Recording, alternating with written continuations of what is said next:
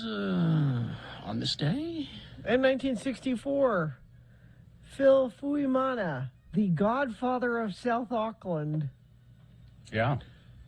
was born. That's New Zealand, for those of you who don't know where Auckland is. The godfather of South Auckland?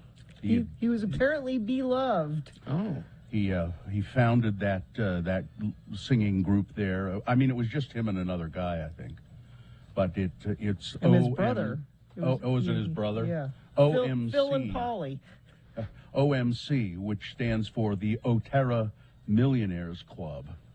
Otera being a suburb of Auckland, a neighborhood.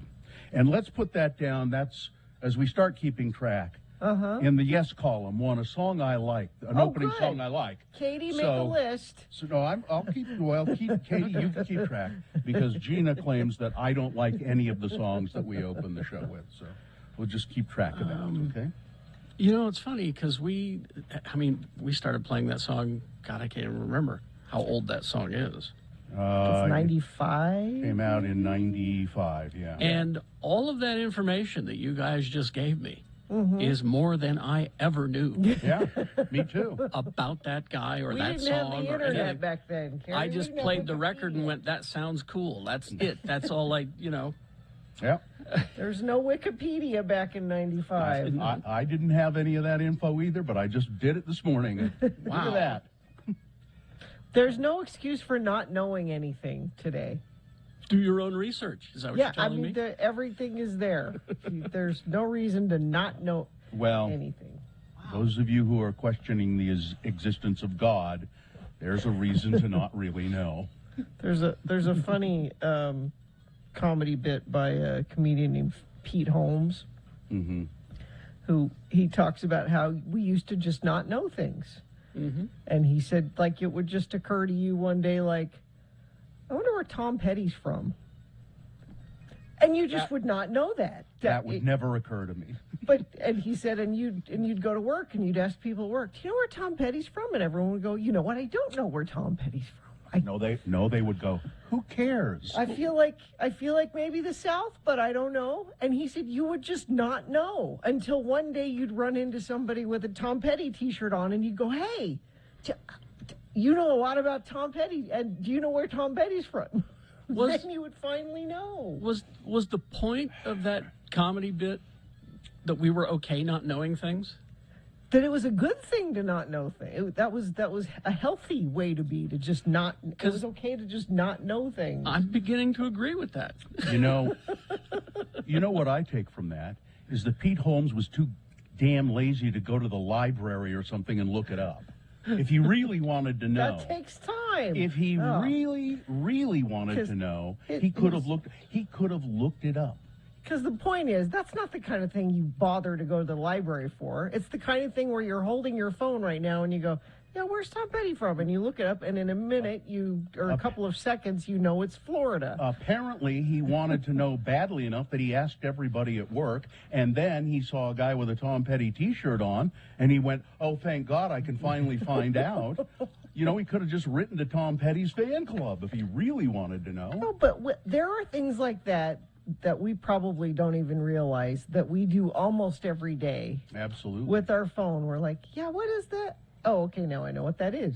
And and it makes our brains not work as well in certain respects. That was kind of the point. I don't have to remember. I don't have to remember that Tom Petty was from Florida. Yeah. Because I can just look it up whenever I need to know. Here's a texter who says, the woman that tells you where Tom Petty is eventually from becomes your wife. Oh, that's the end of the bit. Is that the end of the bit? And that's how you met your wife, because it's funny. It's a funny bit. Well, see, that's why we shouldn't have the internet. You know, Wikipedia. That's his point. You would have never met that woman before if you had. I know, that's what I just said. That's why you shouldn't have the internet. People give Wikipedia a bad rap. It's very useful as a starting place. And for trivial knowledge, you probably don't need to go any further than Wikipedia. Now, if you're really, you want to look at a serious subject, something that of some real import, and I don't know what that would be, but, you can go to Wikipedia and that'll give you a base, but don't count on that to be everything you need to know and everything about it being accurate. No. You know, but it's a good place to start. I've always been, with Wikipedia, it's been like, okay, but, trust but verify kind of a thing. Like kids in school, if they're writing a paper or something, you're not allowed to use Wikipedia as when you have to cite your sources. Mm-hmm. You can go and look at it. You can sort of use it as a jumping off place. But, Wikipedia has on most of their entries, if you look down, they have sources. And those are useful. You can go look at some of those sources. There are plenty of them for OMC. How bizarre. A nice song, very nice song. That's one again in the column. How long are you going to keep track of this? Until I rage retire, until which you will rage probably quit? be the end of the month. Till the end of the month. It'll be till the end of the month, and then I'll rage retire. And it's a short month, remember, 28 days. Yes. Mm-hmm. So I'm out of here in 28 days, and we'll see how many opening songs I really like. Because I never really have any, very seldom do I have any input into, although occasionally when Gina's off the air, listing out some of the songs, occasionally I may go, no, God, no. But yeah. Well, 28 days. There's something that people don't know. Well, some people know. During the time between like 5:30 and 6, we are all connected here like we are, but we're off the air, and we're talking about things, and I have my shuffle on, and I play music that we can listen to, and I used to just let it go. But then I began to occasionally, I would notice that Bill would go, ooh. About your choice of music on your shuffle. But again, it's just my shuffle. I'm not picking. Yeah. So this morning I did advance past a song that I didn't think. Which one? I want to know. As I recall, you don't care for the. Do you want to hear it? Yeah. Okay. All right. Now, I could be wrong. I did jump past it though. Okay. You don't. I don't know why you would bother to do that. It doesn't. Well, you seemed in grumble. You seemed in a bit of a mood today. I might go. What does it hurt for me to go? That's a big deal. If you if you like the song or the comes up in the shuffle, who gives a rat's ass what I think?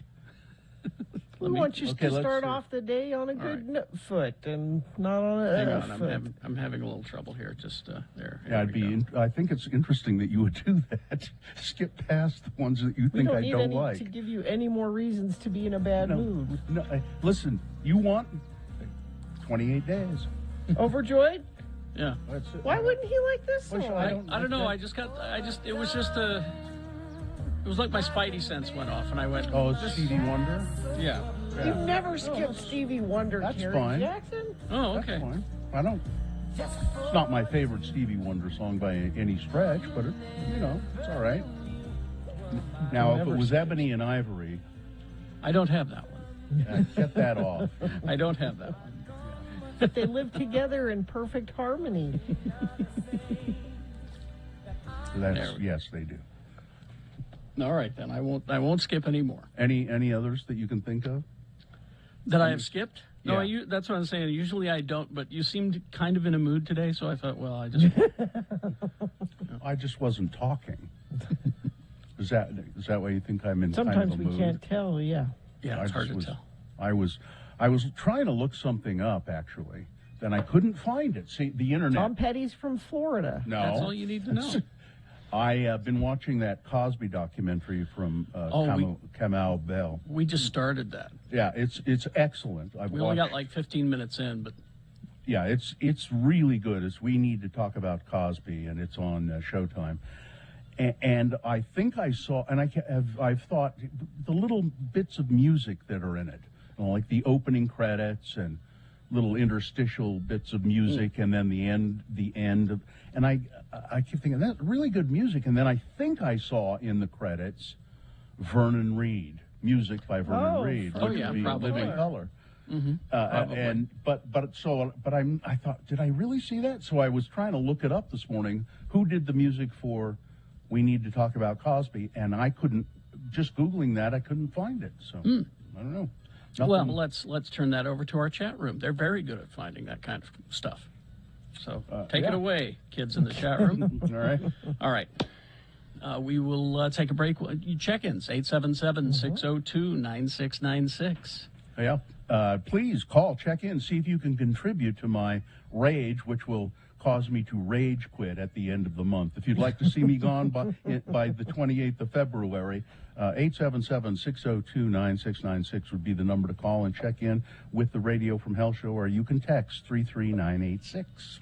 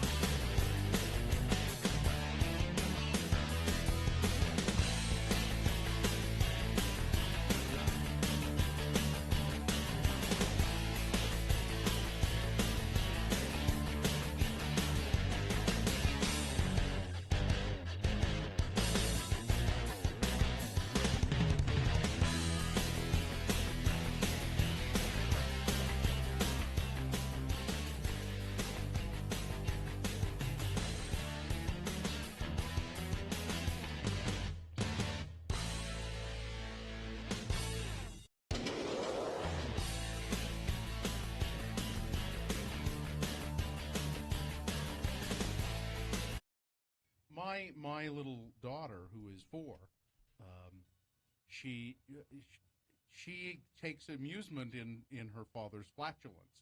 You know, is this a daily occurrence? Oh God, yes.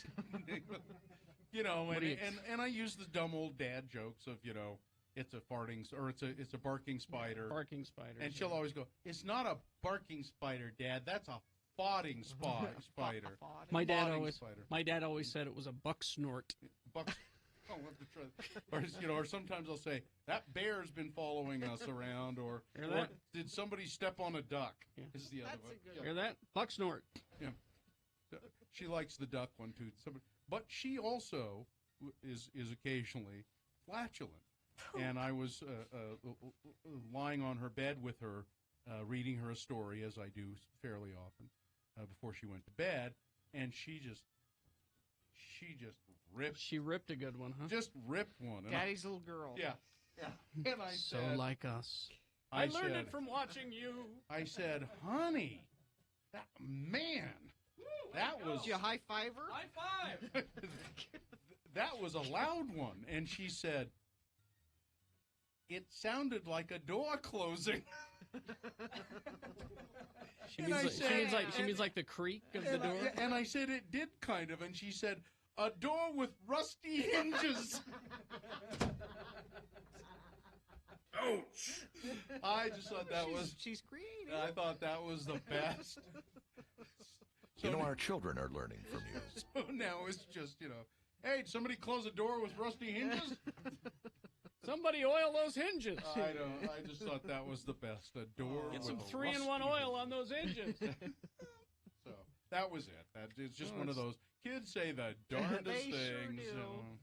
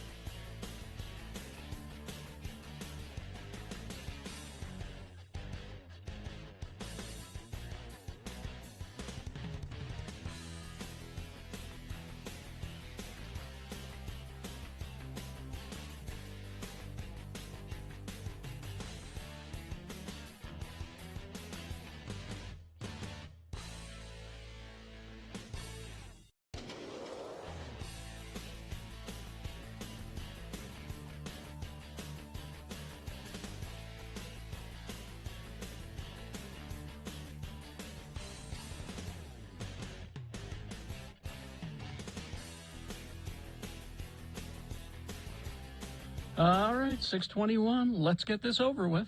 Yeah, we will, and then we'll go to your check-ins. You can call us at 877-602-9696. Is the phone working today? Is that what I heard? Mm-hmm. We've seen it ring.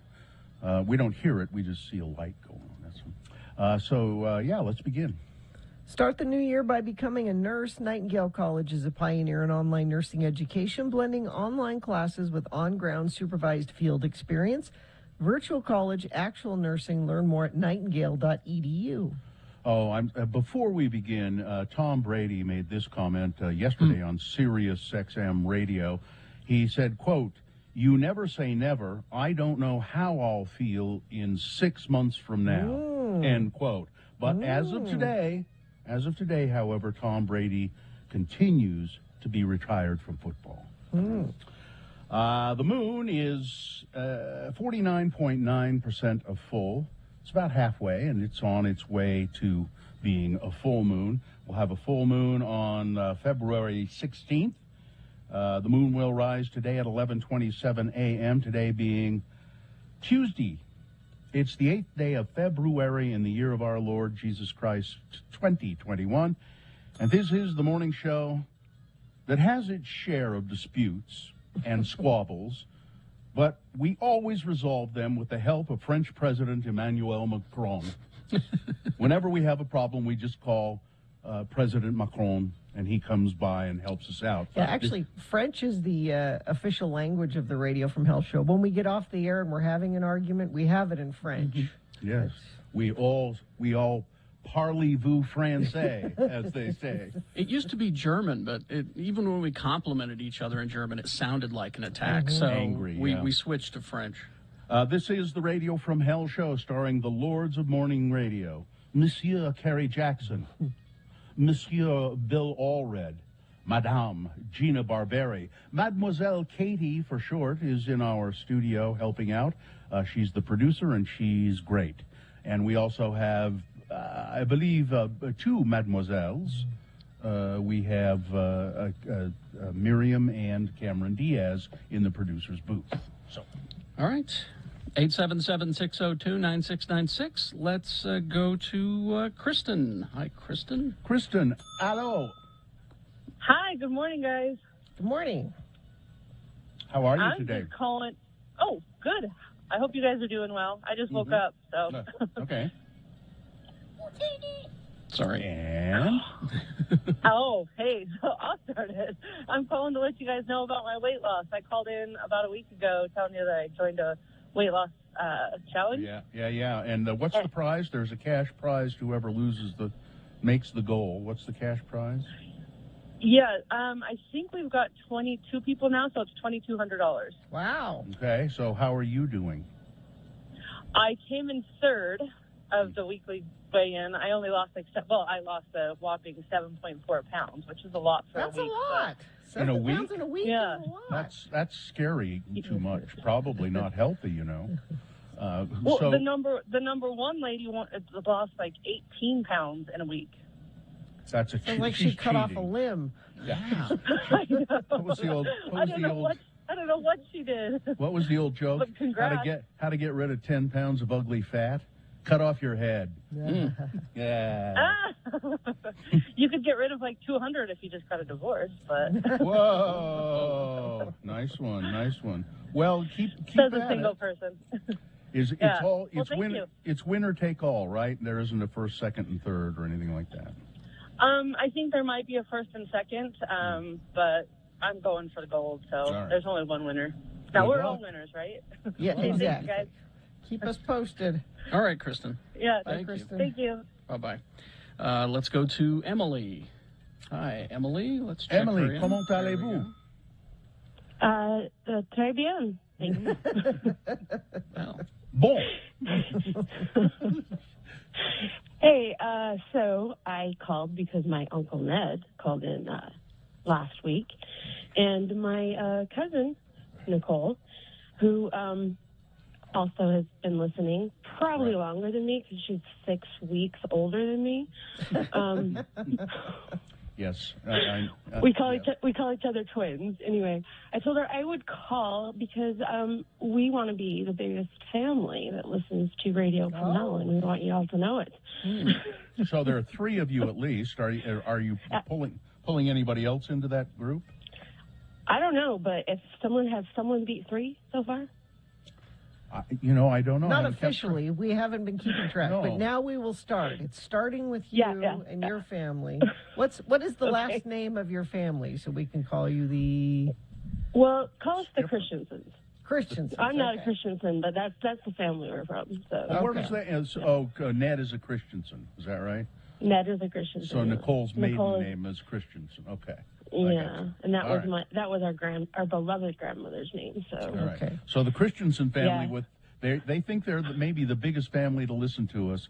They have 3 members listening to the Radio from Hell show. So if you're a bigger family than that, you need to get your family members to call in and let us know, so we'll keep track. Make a note, Katie. Gina says we'll keep track, but she won't write it down. It's on like Donkey Kong, okay? I'm throwing down the gauntlet. All right. Thank you, I'm Hey, one more thing. This has been a battle between Nicole and I forever. I just want her to know that I love her the most, and I said it on the radio first, so I win. Oh, yes, you do. Yeah, we have these arguments in my house all the time. I don't want to get in the middle of these familial squabbles, so I resent you doing that. I love you more. No, that's not possible, because I love you more than these are common arguments. I said it first, huh? Okay. You guys have a great morning. All right. Is it Gabriel that's on the line? Is that who that is? Gabriel? Yes. Hi, Gabriel. Yes, I'm here. Hi, how are you? Hi. Good morning. I'm doing great. How are you guys? Great. What's up?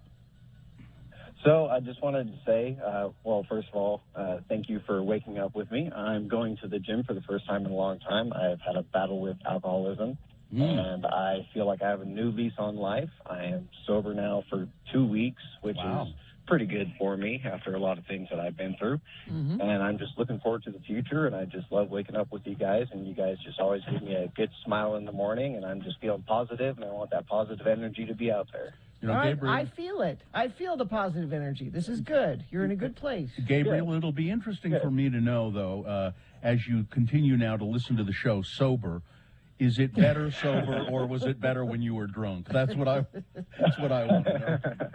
Oh, it's great either way. Okay. Oh, well, that's great. Okay. Well, thanks, Gabriel. We'll see you later. Thank you so much. You guys have a good day. You too. Thank you, Gabriel. Let's see. Napalm Allen checking in. Johnny B checking in.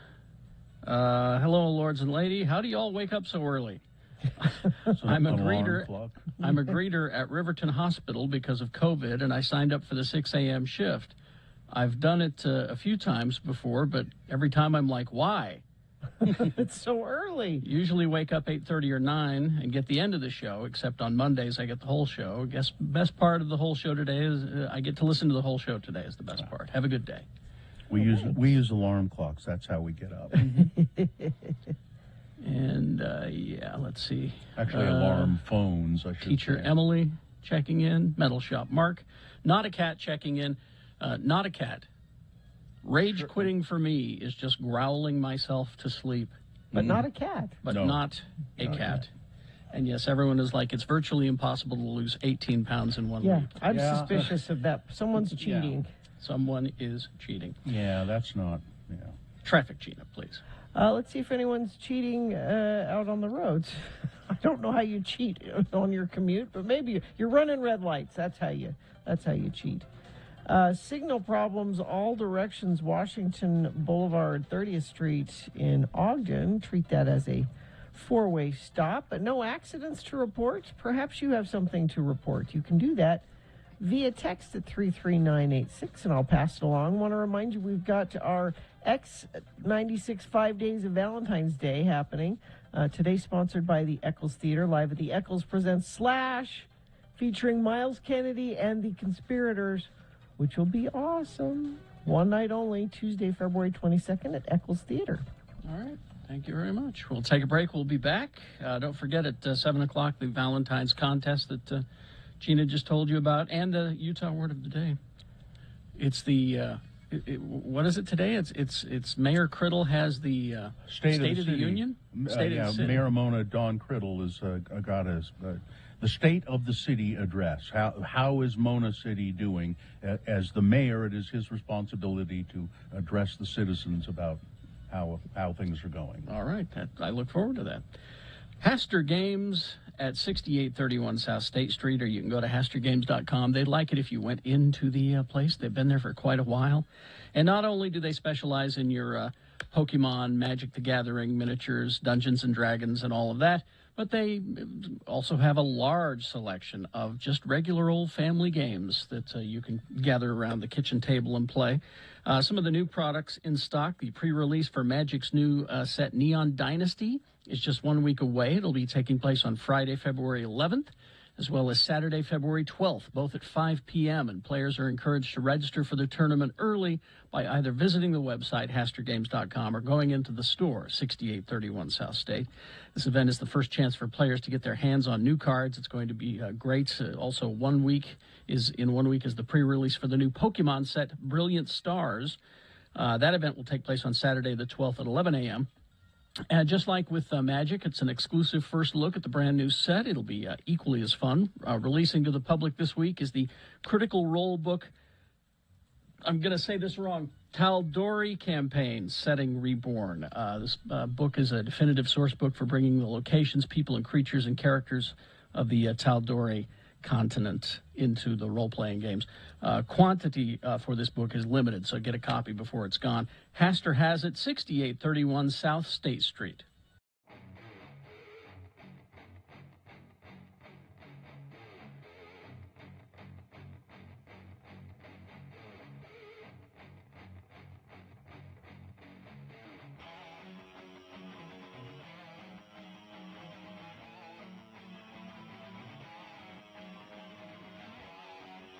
Okay, I'd like the Cajun grilled chicken sandwich plain. I just want the chicken and the bun. No cheese, no mayonnaise, no lettuce, tomato, onions, coleslaw. And can I get onion rings instead of fries? Yeah. And can I get bacon on that? Bacon? Did you want to do the chicken club instead of the Cajun chicken? No, you don't understand.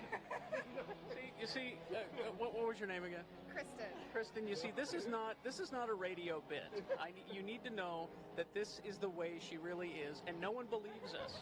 Okay. So we thought if we got it on tape, people would finally believe us. All right. Did you want the Cajun seasoning? Yes. Yes. And I would like the spicy Cajun mustard mayonnaise on the side. Mayo on the side. Don't put it on the sandwich. No, I won't. Oh, trust me, I won't. Thank you. And the cheese? No cheese. No cheese. No at all. cheese. No, just chicken. All right. Chicken bacon bun. Onion And rings. again, we're not trying to be difficult, just for the radio. This is real. All right. Thank you. I'm so very sorry. That's all right. Don't sorry. I would like to say I've had worse, but that's probably the worst. And how long have you worked here? Here, 6 months, but Dealing with tourists every day and their weird ordering habits, this is the worst. I want it on record, ladies and gentlemen. It's from an official professional waitress. I'm the worst. And again, this is no exaggeration. Congratulations, Gina. Congratulations. You've earned your spot in the Hard Rock Hall of Fame. She's here to get married, by the way. congratulations. And she's marrying a guy named Joe Jones. Maybe you as our waitress. I'm sorry, what's your name again? Kristen. Maybe Kristen, you as our waitress, you could warn Joe that it's still not too late. Because I've been saying it every day, every hour, ever since we heard about this. That's sad. Yeah. That's what we think. Thank you. Thank you.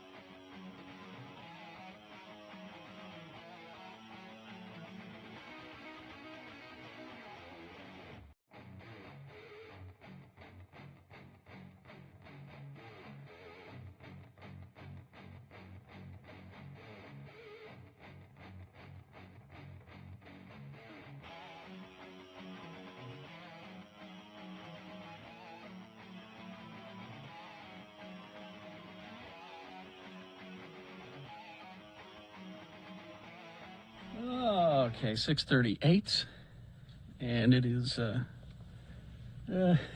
right. I'm just trying to figure out what's going on here. My creamer for my coffee is bad, I think, because it's the second day in a row that it's gone lumpy on me. That's throwing off your whole damn morning. It really That's is. so weird, because this morning I'm in the kitchen, and Jonesy gets up when I get up, actually, and she's making her coffee, and she opened a brand new creamer, and she's like, "This doesn't look right," and it was all lumpy and weird. I said, "Let's not have that." What kind of creamer is this? This is the stuff I'm using. I didn't think that it was actual dairy in it, because it's supposed to be for people who do the fasting. Is it Cremora? No, it's called Super Creamer. Yeah, and what's yours, Gina? Because we get the silk. So is that soy, real soy. something that can go bad? Because you're right, Carrie. A lot of creamers just you could put them in a bunker and they'd use them in 100 years. Yeah. Exactly. So Sue to the rescue brought me the Coke with coffee. Oh, do you like those? I actually do. Yeah. It's because they figured out the balance. We'll leave it to Coke, of course. They're $1 billion corporation. They got the correct balance in there where it's not too much Coke and not too much coffee. That's my question. Is it more Coke or is it more coffee? It's perfectly balanced. It's perfect. Okay. Yeah. I was talking about let's just to change the subject here. We need to talk about Cosby, that documentary on Showtime. And Kamau Bell is the Kamau Bell is the director, and he put it all together, and it's just amazing. It's just an amazing documentary.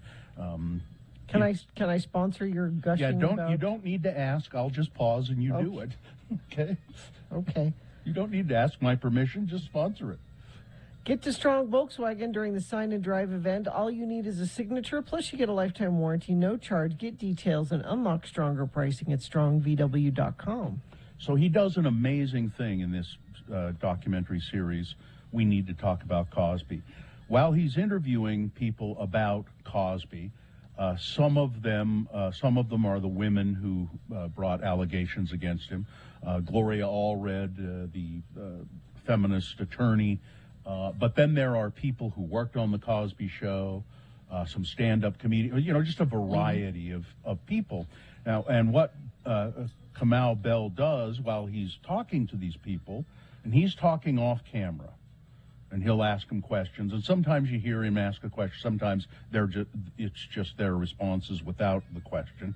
But what he does is he has them watch scenes of Cosby's performances while as part of the interview, and not on a screen, not on a TV. He hands them a tablet that has various scenes on it, so you don't really see what they're watching. Although sometimes they then cut to clips of the Cosby Show, and pretty much you think that's exactly what they're watching too. And it's amazing to see people's reactions. I haven't seen that for so long. He was the best. Yeah. That is the problem. That's the problem I was having. Like I said, we got only 15 minutes into it. The first 15 minutes, they're starting his early career and where he came from. And I kept hitting pause going, I hate to say this, but nobody can tell a story like Cosby. He's a horrible person, but...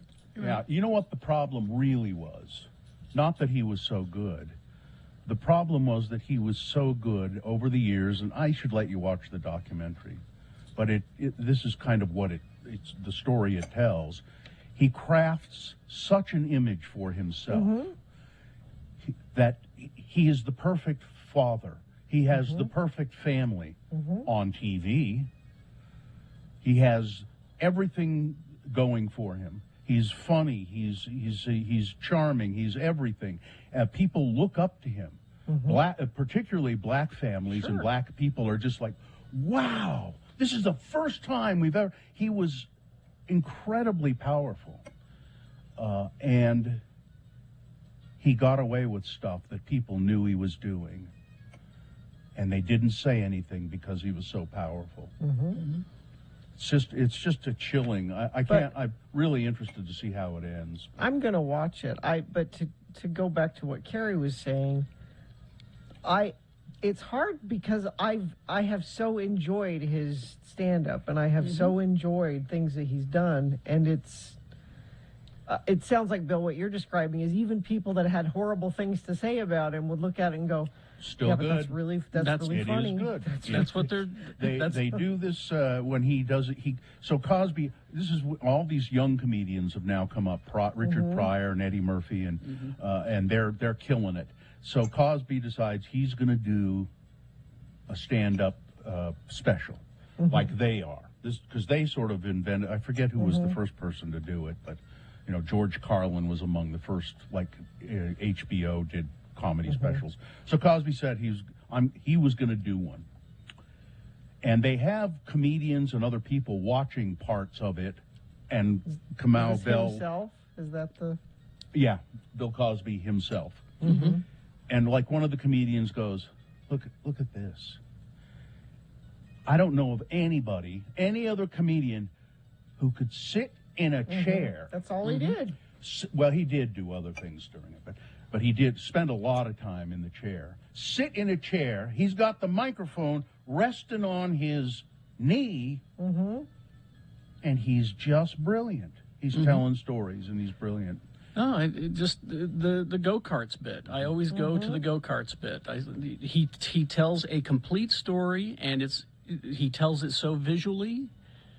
He's a horrible person. But it's nobody. It's hard. It's hard. Reconcile that. Anyway. Well, there's no way to reconcile it. He is funny, and he was a monster. Yeah. He was. Listen, a couple of quick things here and get into some more serious news. You know how I pick on headlines in news stories sometimes. Here's one. It was on Channel 2's website this morning.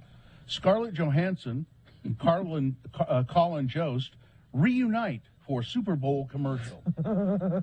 Where have they been? Reunite? What have they they been break up? separated? Is their marriage fallen apart? No. To be fair, Colin did go to work on Saturday, so maybe that was it. And here's another one. This is a serious one, but this is a terrible headline.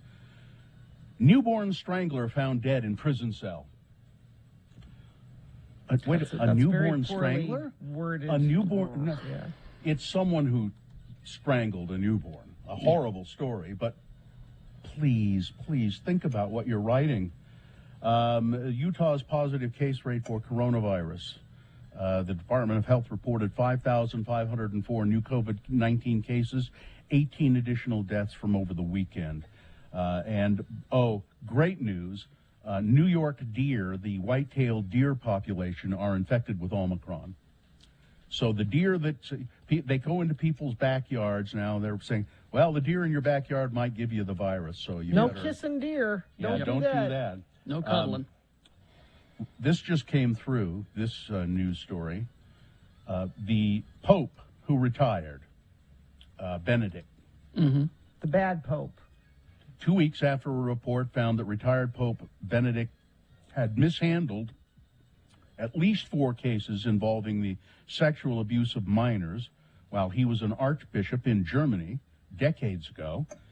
He acknowledged today that abuses and errors had taken place under his watch. He denied any misconduct. I had great responsibilities in the Catholic Church. All the greater is my pain for the abuses and the errors that occurred in those different places during the time of my mandate. Each individual case of sexual abuse is appalling and it's irreparable. I ask for forgiveness. He doesn't say that I should have done something about it? Well, he doesn't say anything about it. He doesn't say that he had no knowledge of it, but he doesn't say that he didn't have any knowledge of it. He just says, I'm sorry that these things happened on my watch. He doesn't say, I knew all about it and I should have done something. So it's sort of an apology. Mistakes were made. Yeah, mistake. Exactly. Let's see. Teams have been searching a mine in the West Desert for several days with the goal of finding Susan Cox Powell's body. Susan disappeared over 12 years ago in December of 2009. Her two sons, 7-year-old Charlie, 5-year-old Braden, were murdered by their father in Washington State when he set their home on fire. The 10-year anniversary of their deaths was Saturday. Now a group of searchers believe they have reason to look at a specific spot for Susan, a deep, dark mine in the western desert where they think that what was his name? Powell. Anyway, her husband Josh Powell. Josh Powell took her out to the desert, murdered her, took her out to the, and I just kind of think, why don't they just sort of let? She's not alive. That seems clear. Well, I think families want to properly lay their loved ones to rest. That's not important to everybody, but it is important to some people. Yeah, I guess. One quick story, and are we out of time here? Let me do one quick one. One more story. It doesn't need to be quick. Okay. The Republicans are claiming that the Democrats are going to try and overturn the next election. And again, whenever a Republican says something, that's projection. Yeah. And the Republican, they're going to do a shadow January 6th committee. I think I mentioned this yesterday, that will target the Capitol Police negligence being responsible for the Capitol riot. If they do that, this will be bad for the Republican Party if they do that. I hope you're right. Because quit promising me these things. Because the optics of it are just horrible. This is the party of loving of the police and the first responders. The back to blue, yeah. See, they're going to try and cast the blame on the police force, which took serious damage. Which you can watch the videos. Yeah. They did everything they could to try and stop it, and they didn't have any help. And then, finally, this story. It's a story about toilet brushes.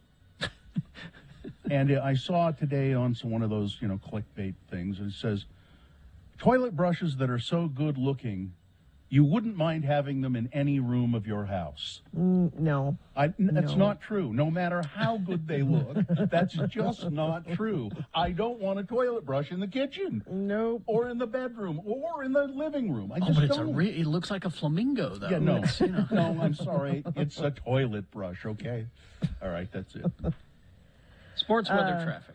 Nathan Chen shattered the world record during his short program at the Beijing Olympics on Tuesday, beating the previous mark and puts him in a position to win his long-sought gold medal. And he's Utah's own, Nathan Chen, 22-year-old.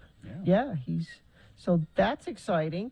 I don't know if you've seen the stories about the Olympic athletes that are in the quarantine hotel. No. So if you test positive, this is China, remember? They send you to a quarantine hotel, and athletes are like posting videos where they're crying and saying, "Get me out of here, this is horrible. They barely feed us, and the food they give us is inedible. And I barely have any Wi-Fi, and where are my people? Break me out of this place. The food is terrible, and I have no Wi-Fi." Those are two horrible things. Let's see, the Jazz. They needed Donovan Mitchell back, and he's like, all right, I'll come back and help you win again. 113-104 over the Knicks last night at Vivint. And let's see, weather. We're not doing weather this week. Remember I told you yesterday? You're boycotting? I'm boycotting having to read this terrible weather report to you. I mean, if you like warm, hazy weather, I guess it's a good report. 45 for a high today. But they had to close the ice castles up in Midway. Were they melting? Yeah, it's too warm. Yeah. Oh my. And no snow in sight. And believe me, we're looking. I went outside yesterday and I put on my silver coat, my winter coat. Yeah, you're like a fool. Were you sweating? I took that off in no time. I don't need this. So that's unfortunately your weather. I looked at the calendar. It said January or February, so I grabbed my winter coat. Anyway. The good news is traffic seems to be moving well. The only thing I have to tell you about is signal problems all directions, Washington Boulevard, 30th Street in Ogden. Treat that as a four-way stop. We check our message stream, see if friends of the program have sent in anything of note. No, but if you see something, not just traffic, but like animals running in the road, some of those deer with COVID, if you see some of them, we need to let people know. You can text it in to us at 33986. Give the gift of experience this Valentine's Day. Buy tickets to Odyssey Dance Theater's Shut Up and Dance March 2nd through the 12th. Visit odysseydance.com for ticket information. All right. Coming up right after these messages, we do have your... Oh, we got a couple of minutes here, it looks like. Oh. Yeah, we're a couple of minutes early. Well, I don't know the... Right after this break is the Valentine's contest, of course, and then Utah Word of the Day with the Mona State of the City. Yeah, and again, it's not too late to not do it. Why would we not do it? Well, did you read it? I skimmed it. Yeah, well... She maybe here. Do me a favor in the future, will you, please? We do this every other week. Will you pre-read it, and then when we, before the show even starts, you could say, Bill, I don't think we ought to do this one. Just or maybe there are just or improvements you could make, because again, I am never sure. I sit at my computer in a trance, kind of. And just write whatever comes out. Well, I'm looking, though. It looks like you did some research. I did. So that's good. I have good. to break my trance to do that. I like that. Well, and I need to read it out loud because you've written it phonetically, and just reading it in my head is not. Yeah, read it out loud. Some of it's phonetic, yeah. But in the future, please, so we could spare the audience. And today might have been one of those occasions that we would want to spare them this, but no. We'll find out. Okay. Okay. Just taking a look at it here. I think we're fine. I hope so. All right. And, all right. Well, let's do the Valentine's contest right after these. So be ready and listening for the secret word to text back to us to enter the contest. And we'll get to Utah Word and anything else that needs to be addressed. Boners are coming up. All of that on the way. KXRK Provo.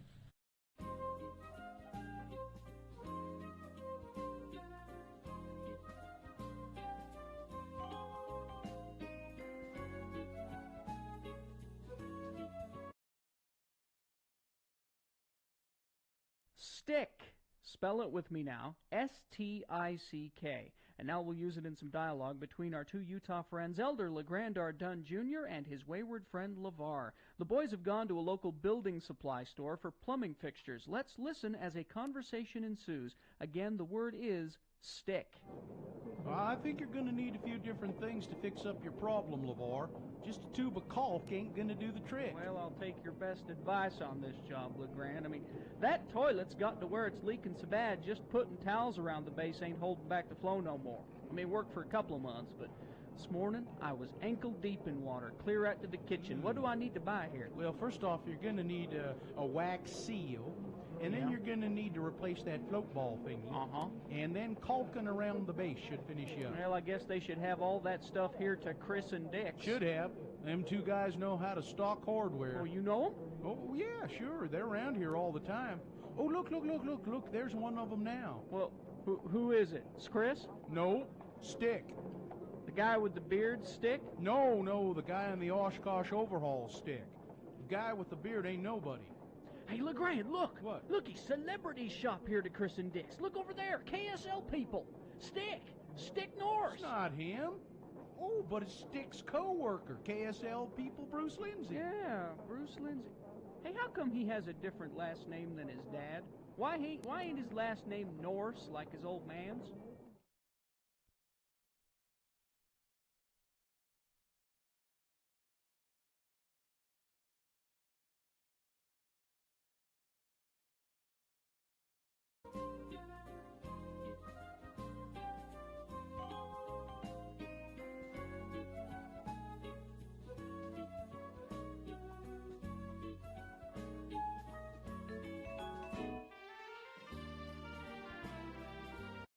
Gina wearing a turtleneck sweater today. Covering up Say. our hickeys. That's what It's, people do. It's interesting. People don't wear turtlenecks very often anymore. Unless they're covering up hickeys. You got something against hickeys? That's why I used to have a dickie. To cover your hickey? To cover the hickey. It was my hickey dickie. I mentioned a dickie the other day, and I don't think anyone knew what I was talking I about. don't think anybody has them anymore. Dickie is now a clothing brand, and that's what it's known for. As a matter of fact, that's what I said. Somebody said to me, "Oh yeah, I love dickies. Their coats and their pants," and I went, "Yeah, no, I'm An never actual mind. dickie. Never mind." It's a fake shirt. Dickie was a fake sweater. Was it a fake shirt It's a or collar. Sweater? You did It's a both? fake sweater. Fake sweater. It was to make it look as though you were wearing a turtleneck Under your vest or jacket. or your shirt or whatever. Yeah, to make it look as though you were wearing a. It was really a stupid idea. It was a dumb idea. I had one, I think, for some reason. But they were everywhere. It seems like I knew everybody had one. Yeah. Nobody wore them, but everybody had one. It's a stupid idea. Well, turtlenecks are stupid unless you're the Gorton's fisherman. It's true. Maybe I'm going fishing later. Yeah, sure. No, you're not. You're going to be way too warm in that. You think? Yeah. You're dressed up for people today, aren't We're you? seeing people. Mm-hmm. I've never worn this sweater, and I thought, I'll wear that. Yeah, you'll be too warm. You'll be Well, it's uncomfortable. Too late now. You're going to be sweating and sweating. It's going to be in your folds and everything. I don't have any folds. Of course not. She's a lady. Yeah. I'm smooth top to bottom.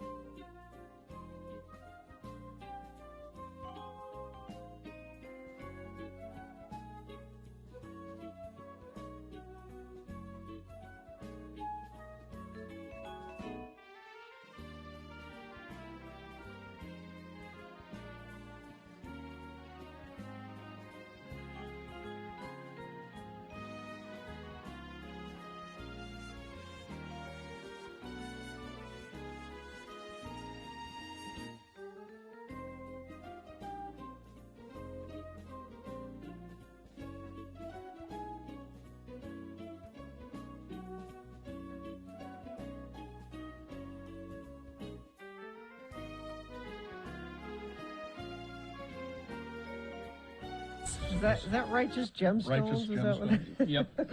That's funny. It was BJ's dream wedding. And he picked Prince Eric. All right. Should we do the We have contest here? Yeah, it's the X96 5 Days of Valentine's. Today it's sponsored by Eccles Theater. Guess who's coming to Eccles? I'm excited about this Who? one. It's Slash featuring Miles Kennedy and the Conspirators. Miles Kennedy's awesome singer. So the two of them together, what a great combination. That could be a Valentine gift. You give your Valentine tickets to this. One night only, Tuesday, February 22nd at Eccles Theater. For tickets and information, you go to liveattheeccles.com. You can also try to win some from us right now. I'm going to give you a keyword, and you'll text it to 33986 for your chance to win tickets. The keyword is, as you might have guessed, slash, S-L-A-S-H, slash. Text that to 33986 now to win. There we go. Well, Is that it's okay not- for the Valentine's contest? Is this? Yeah, it's lovely. Yeah, that's Okay. Yeah, it's very nice. Now, it's not too late to back out of this. We could do something else here. Well, I've we got could a talk about the sponsor. Razzies, There's someone's paying for it. and the Oscars are going to be announced pretty soon. So, Hmm. but, well, Okay, so if we're going to do it, I should have pointed out we don't use the traditional opening for it. Oh. Because it's not, and today's it's word not is... because it's not a word. Oh. It's just... Do you have something presidential or something now you're throwing political? I should have mentioned that. I apologize for... Here, let me... if you had Hail to the Chief. Something like that. Or I'm Too Sexy by Right Said Fred. Or let me... It's brought to you, by the way. I'll read that ahead. while you're looking. Ahead. For over 65 years, they've been a part of your community. The name is changing, but the commitment to you is not. Welcome to You First, YouFirstCU.com. All right. Now, I have kind of a political intro. Do you want me to start it before Gina or after Gina introduces the mayor? Right when Gina starts. Yeah, just before Gina. Oh, okay. All right. We ready? Okay. Today we have a departure from our usual word of the day format so that we can bring you the mayor of Mona, Utah, Don Criddle. We're about to go live to the airwaves KVOM 1493.5 on your AM radio dial. KVOM, the voice of Mona, serving Mona City and also a few homes on the northern edge of Santaquin. And now with his annual State of the City address, the mayor of Mona, Don Criddle. Hello, my fellow Monians. This is your mayor speaking, Don Criddle, the mayor of Mona. And I'm pleased to address you with the annual State of the City address. Hey, Daddy, I don't think you're supposed to call people who live here Monians. My teacher, who's also my babysitter, taught me that we are Monites, not Monians. That is my son, Denver Criddle, who was with me this morning because his teacher babysitter quit on us yesterday, and there has been no time to find another. Hey, Daddy, how come I've had so many teacher babysitters? Well... And when do I get a new teacher babysitter? Denver, we're running out of young ladies in Mona who want to do that job. I think we're going to have to look for some up to South Santaquin or down to North Nephi. We need somebody who ain't heard of you. But let me get on with my annual State of the City speech. How often do you do this speech, Daddy? Pretty much whenever I feel like it, annually. Now, according to the last census in Mona, I looked at it in the year 2000, and there were 850 people living here in Mona. So the town has really been growing. When you realize that back in 1870, there was only 315 souls here. Souls? You mean it was a town full of ghosts? That must have been scary, Daddy. Souls, Denver? It's just a fancy way of saying people. Mona is growing because we have many fine facilities for folks. We have a rec center, a post office, and a cemetery. And then, of course, the Mona pre-K kindergarten co-ed basketball games are very exciting. Go Whippersnappers! The Whippersnappers is a good team, Daddy, but I don't think they can beat the Mustangs this year. Well, it don't matter, Denver. It's just a riot to watch them little kiddies play. You still got more of your speech to do, Daddy? Because if you don't want it, it's going to keep being boring like it has been. I could play some music to spice it up. I brought my turntable and my records. I could play I'm Too Sexy by Right Said Fred while you're talking. Or how about Macarena? How about that, Daddy? No, Denver. No music. I'm just wrapping things up, okay? Folks, the state of the city is real good. And I'm proud to announce that I will keep being your mayor for the next 4 years. Hey, was there an election, Daddy? No, we don't need that. So, folks, that's about it. Remember, our city has diversity thanks to our Chinese restaurant and access via exit 233 off of I-15. And that's why I'm proud to say our town motto, Mona City, so why not? I'm a Mayor of Mona, Don Criddle. And I'm his boy, Junior Mayor Mona, Denver Criddle. Saying, so long.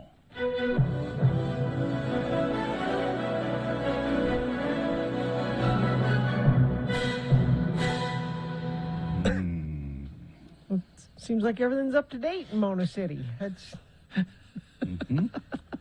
They have diversity. Thanks to the Chinese restaurant. I'm glad. Is there a Chinese restaurant there? I don't think so. Oh, come on. There's a Chinese restaurant everywhere, isn't there? It seems that there is, but what? The Wong family came in and opened a Chinese restaurant. So that's our diversity. And now there's big discussion about whether it is in fact Monites or Monarians or Monians or Monites. Monians. They got Moaners. the subway. It should be moaners. It should be Moaners. Yeah. They got the one-man band diner. Of course they do. Yeah. They got Yeah. they have the Oriental Garden. Ah, there we go. Diversity. See? They have lots of matzo pizza. And you know the Oriental Garden is run by a returned missionary. You think? Yeah. They have the Nebo Queen. Oh, I wonder what that is. They have great burgers, it says. Why do they? The Nebo Queen. They're not in. Oh, it's Mount Nebo. That's why. Yeah. Nebo Queen is a country song that I wrote. She's my Nebo Queen. That's real pretty, Denver. Real pretty. I don't think we're ever going to find you another teacher babysitter. No, the words got out. Everybody in Santaquin, everybody down to Nephi, they all know you. She came from Payson by the Nebo Mountain. And it's because of stuff like that, Denver, that we And I can't find a rhyme that goes with mountain. Fountains, Denver, fountains. You see, fountains, mountains, that's how it works. No, don't. She's my Nebo Queen. Yeah. Something spleen. How about your girl Katie there? Would she like to be a teacher babysitter for Denver? Ma'am? Would you see, Denver? You see? No. She says no. How about the young people in the producer's booth? Miriam? No, they're all no. Cameron? No, they're shaking their heads. I no. met my Nebo Queen for lunch at the Oriental Garden. No. No. You know, Denver's mother even won't have anything to do with them. Where is Why Mama? does he need a teacher babysitter? Where is Mama, Daddy? I haven't seen her for months. I told you, she went to visit your Aunt LaRue. That was 5 years ago, but she will be back. Which Aunt LaRue? The Aunt LaRue on my side. And where's that one? Where do you, Aunt LaRue up to Alaska? Oh, I don't want to go to Alaska. I'd rather go see Aunt LaRue in Boise. Denver, They got a real good Chinese restaurant in Boise. Denver, you have not been asked to go to Alaska or Boise. To Alaska. Alaska or Boise. Alaska. She's my Nebo Queen, 'cause she lives in Santa Queen. No. No, quite. Denver. I don't know how them Beatles did this, Daddy. Oh, by the way, they really do have the pre-K kindergarten co-ed basketball. Do they really? You didn't make that Is it the up. Whippersnappers? Yes. No, I didn't make that up. Then the Whippersnappers is a real team. Oh, I need a And the jersey. Mustangs is a real, and they have leagues, and they just interleague play, and what they do is they have a 6 foot tall basket, and it's kindergartners. I love it. I want a Whippersnappers jersey so badly. I wonder if they have them. I don't. I'm surprised we haven't heard from Mona. Somebody in Mona. Nobody? Anybody in Mona. Yeah. If you manage the subway in Mona. Yeah. If you know the returned missionary who runs the Oriental Gardens. If you are, maybe maybe it's you. All right. Went on his mission 40 years ago to the Orient, as they say. You know that way. Yeah. All right. Traffic, Gina, please. Okay, we've got a crash northbound I-15 collector ramp at 72nd South in Midvale. It's blocking the left lane. Crash northbound I-15 at milepost 304. That's 32nd South in South Salt Lake. The right lanes are blocked there. And you haven't sent anything in via text as far as traffic goes, but if you see something, you are welcome to. We appreciate it when you let us know what you're seeing out there. 33986. Give the gift of experience this Valentine's Day. Buy tickets to Odyssey Dance Theater's Shut Up and Dance March 2nd through the 12th. Visit odysseydance.com for ticket information. No, someone is saying that those restaurants are actually in Nephi. Oh, I think that's... Mona is closer to Nephi than it is to Santaquin. It's like Santaquin, and then you go down and there's Mona, and then Nephi, and yeah. So Yeah, this is, here's one in Mona. Gaydine's Sweet Art. Gaydine. I used to date Gaydine back in the day. She's my Santa Queen. No. Gaydine was my first. My Nebo Queen named Gaydine. Gaydine. There was some question as to whether she was Denver's mother. Is she my mother? Is she my mother, Jenny? There was a question. You can usually tell who the mother is. That's usually the obvious part of that. They were the mom who's up to Alaska and Gaydine. They was both in the delivery room at the same time. Really? You weren't allowed in there, were you, Dawn? No. My mother is an Nebo Queen. Wasn't a matter of not being allowed. I didn't want to be in there. It's too messy. All right. Boner round one coming up. Please. Here are the candidates you will be considering. Boner candidate number 1, because. Because why? Boner candidate number 2, I think I may have gotten God's timing wrong. I mean, if God could be wrong, or maybe I should just stop talking. Yes. And boner candidate number 3, Mike Pence has this to say to Nikki Haley. I know you are, but what am I? All right. We're going to take a break. We'll be back with Boners Round 1. Stand by for that. And, our son Kyle coming up as well. All of it on the way. UtahAdvocates.com. That's the website. Go there, and you can talk to a lawyer for free, anonymously. Yeah, as a matter of fact, so they don't charge you for the initial consultation, the phone call at 801-355-5550 and or online, UtahAdvocates.com. They don't charge you for that. And then if they take your case, they won't charge you anything unless they get you a settlement. That's pretty nice. Yeah, I mean, it's easy to talk to. The chat feature there is great because, some people are shy on the phone. Yeah. But it's a live person that you are chatting with that chat feature at UtahAdvocates.com. They want you to get back on your feet physically, emotionally, mentally, financially. That's hard to do when you're the one arguing with the insurance company, so don't you do that. Let the advocates do that for you. You may not need them now, but when you do, know that the advocates will be there for you. You deserve an advocate. 801-355-5550 or UtahAdvocates.com.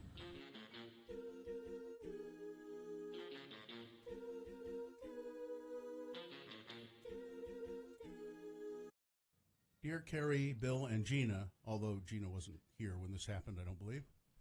I've been listening to Radio from Hell since I was 14 or 15. I'm now 30, and I still spend my mornings listening to you all as I commute to work.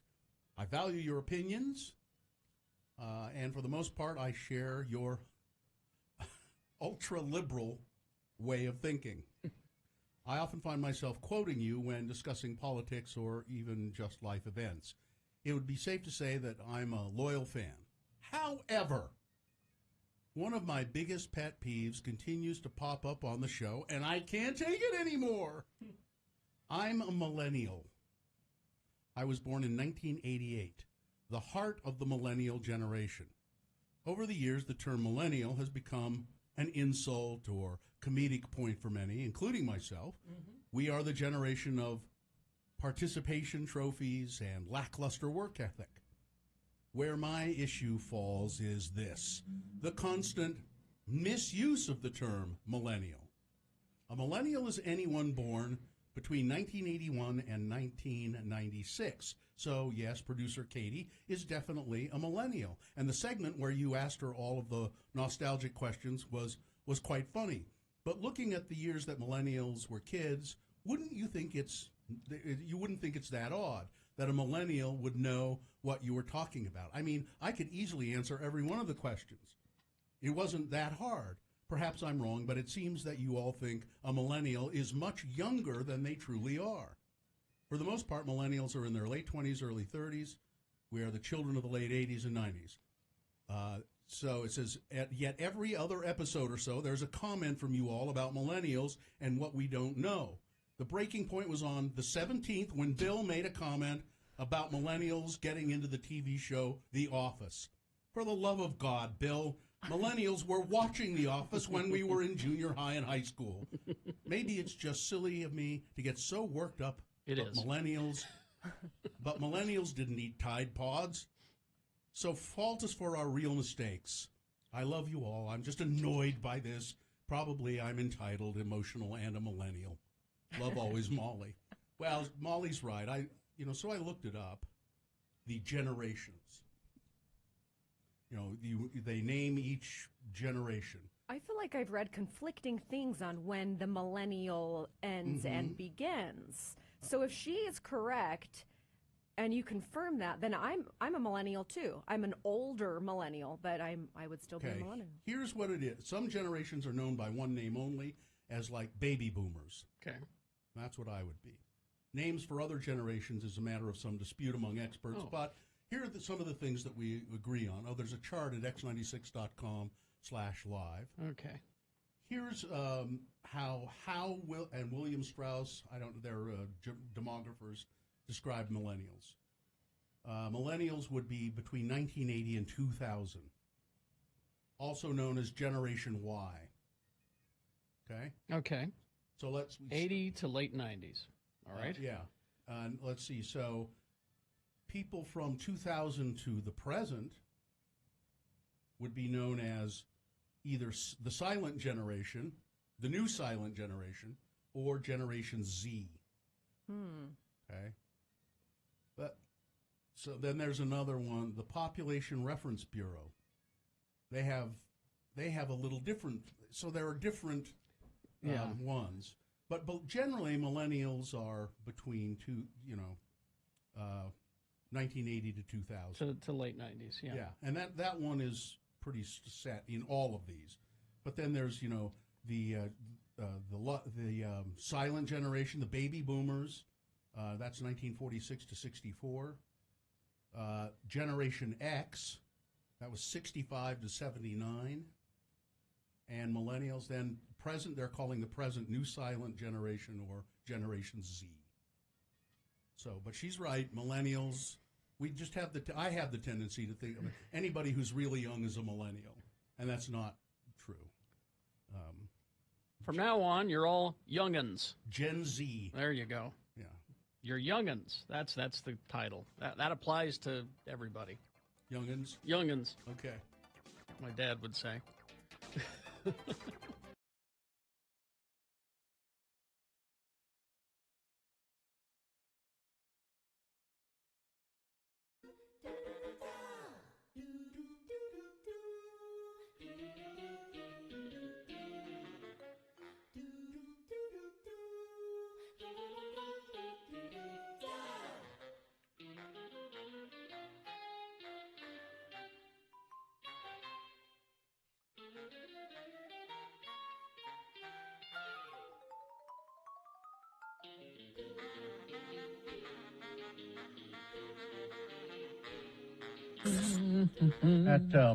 At Mr. Fish Odor, that's Kevin Kline voicing that.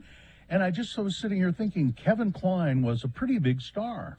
Oh, yeah. Where did he go? What happened? We don't see him in anything anymore. He decided He's in Bob's Burgers. He decided to spend more time with his wife and children. He's married to Phoebe Cates. Yeah. Yeah, but it's weird. Why aren't you wondering why you don't see her in anything?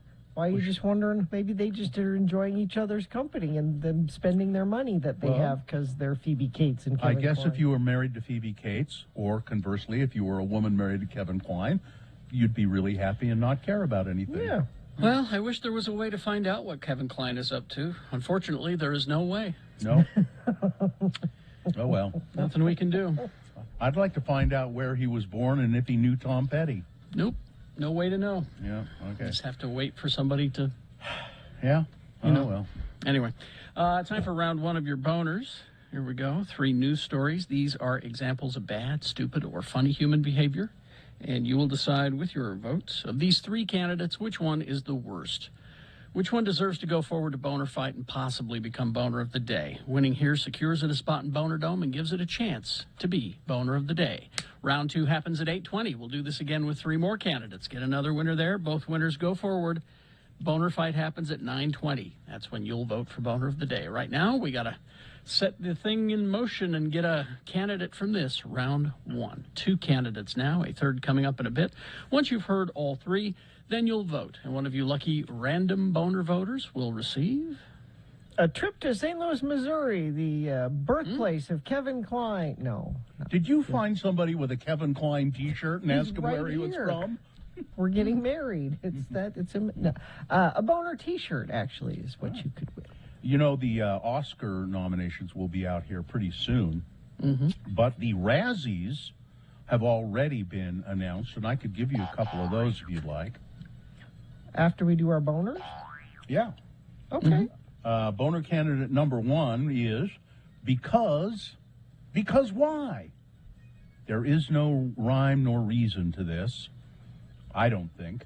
As much as half of those wildly popular hard seltzer brands could just disappear off grocery shelves here in Utah and convenience store shelves, you know, a large part of their revenue that keeps them going, in the latest alcohol policy bill unveiled by unveiled on Utah's Capitol Hill. Now, there's an explanation for that here. I don't get it. Senate Bill 176 strikes a deal to a brewing problem. Utah has a unique legal definition of beer that seltzers don't presently meet. Under the proposed legislation, all it comes down to is how they are brewed and what flavorings are in them. It's going to be a little bit confusing to consumers when they might see a cherry or a lime flavored seltzer in the grocery or convenience store, said Kate Bradshaw, the president of the Utah Beer Wholesalers Association, that some brands' watermelon or blackberry flavor is going to have to be in the liquor store. Bradshaw said, it's a nuanced problem that comes down to chemistry. If you're looking at your particular favorite brand, there may have been certain flavors that meet the glycol-based flavoring standards and stay in a grocery store or a convenience store, and others that use an ethyl alcohol-based flavoring component that doesn't meet Utah's unique flavoring test, and they will have to go to a DABC store. This is stupid. Why? Yeah. Why? This is ridiculous. Boner candidate number 1. Here's Boner candidate number 2. Well, I think I may have gotten God's timing wrong. Well, I mean, if God could be wrong, or, maybe I should just stop talking. People are reacting online to a video showing an upper-level Latter-day Saint leader making some comments about race. Meanwhile, that leader, Brad Wilcox, second counselor in the Young Men General Presidency of the Church of Jesus Christ of Latter-day Saints, apologized late Monday evening for those remarks, dealing with the church's previous ban on priesthood ordination for black people. The comments were captured on a Zoom recording during a youth fireside Sunday in Alpine and were widely shared Monday on Twitter because whoever was at that fireside and recording it couldn't wait to share it. It was actually on the ward's channel. Their Zoom they channel. post it there? They broadcast it, yeah. So here's Do you have it there, Carrie? Do you want to play it? I have some. Do you want to hear it? No, it's better to read the quote, I think, because it's a little, Okay. I thought it was confusing when he, so here's what he said. Here's his apology first. I made a serious mistake last night, and I am truly sorry. The illustration I attempted to use about the timing of the revelation on the priesthood for black members was wrong. He said in the clip, how come the blacks didn't get the priesthood until 1978? That was the year that the longtime prohibition on black people holding the priesthood in the church was lifted by Spencer Kimball. Wilcox continued, maybe we're asking the wrong question. Maybe instead of saying, why did the blacks have to wait until 1978, maybe what we should be asking is, why did the whites and other races have to wait until 1829? Now, do you understand that? Yeah, he's whatabouting. Yeah.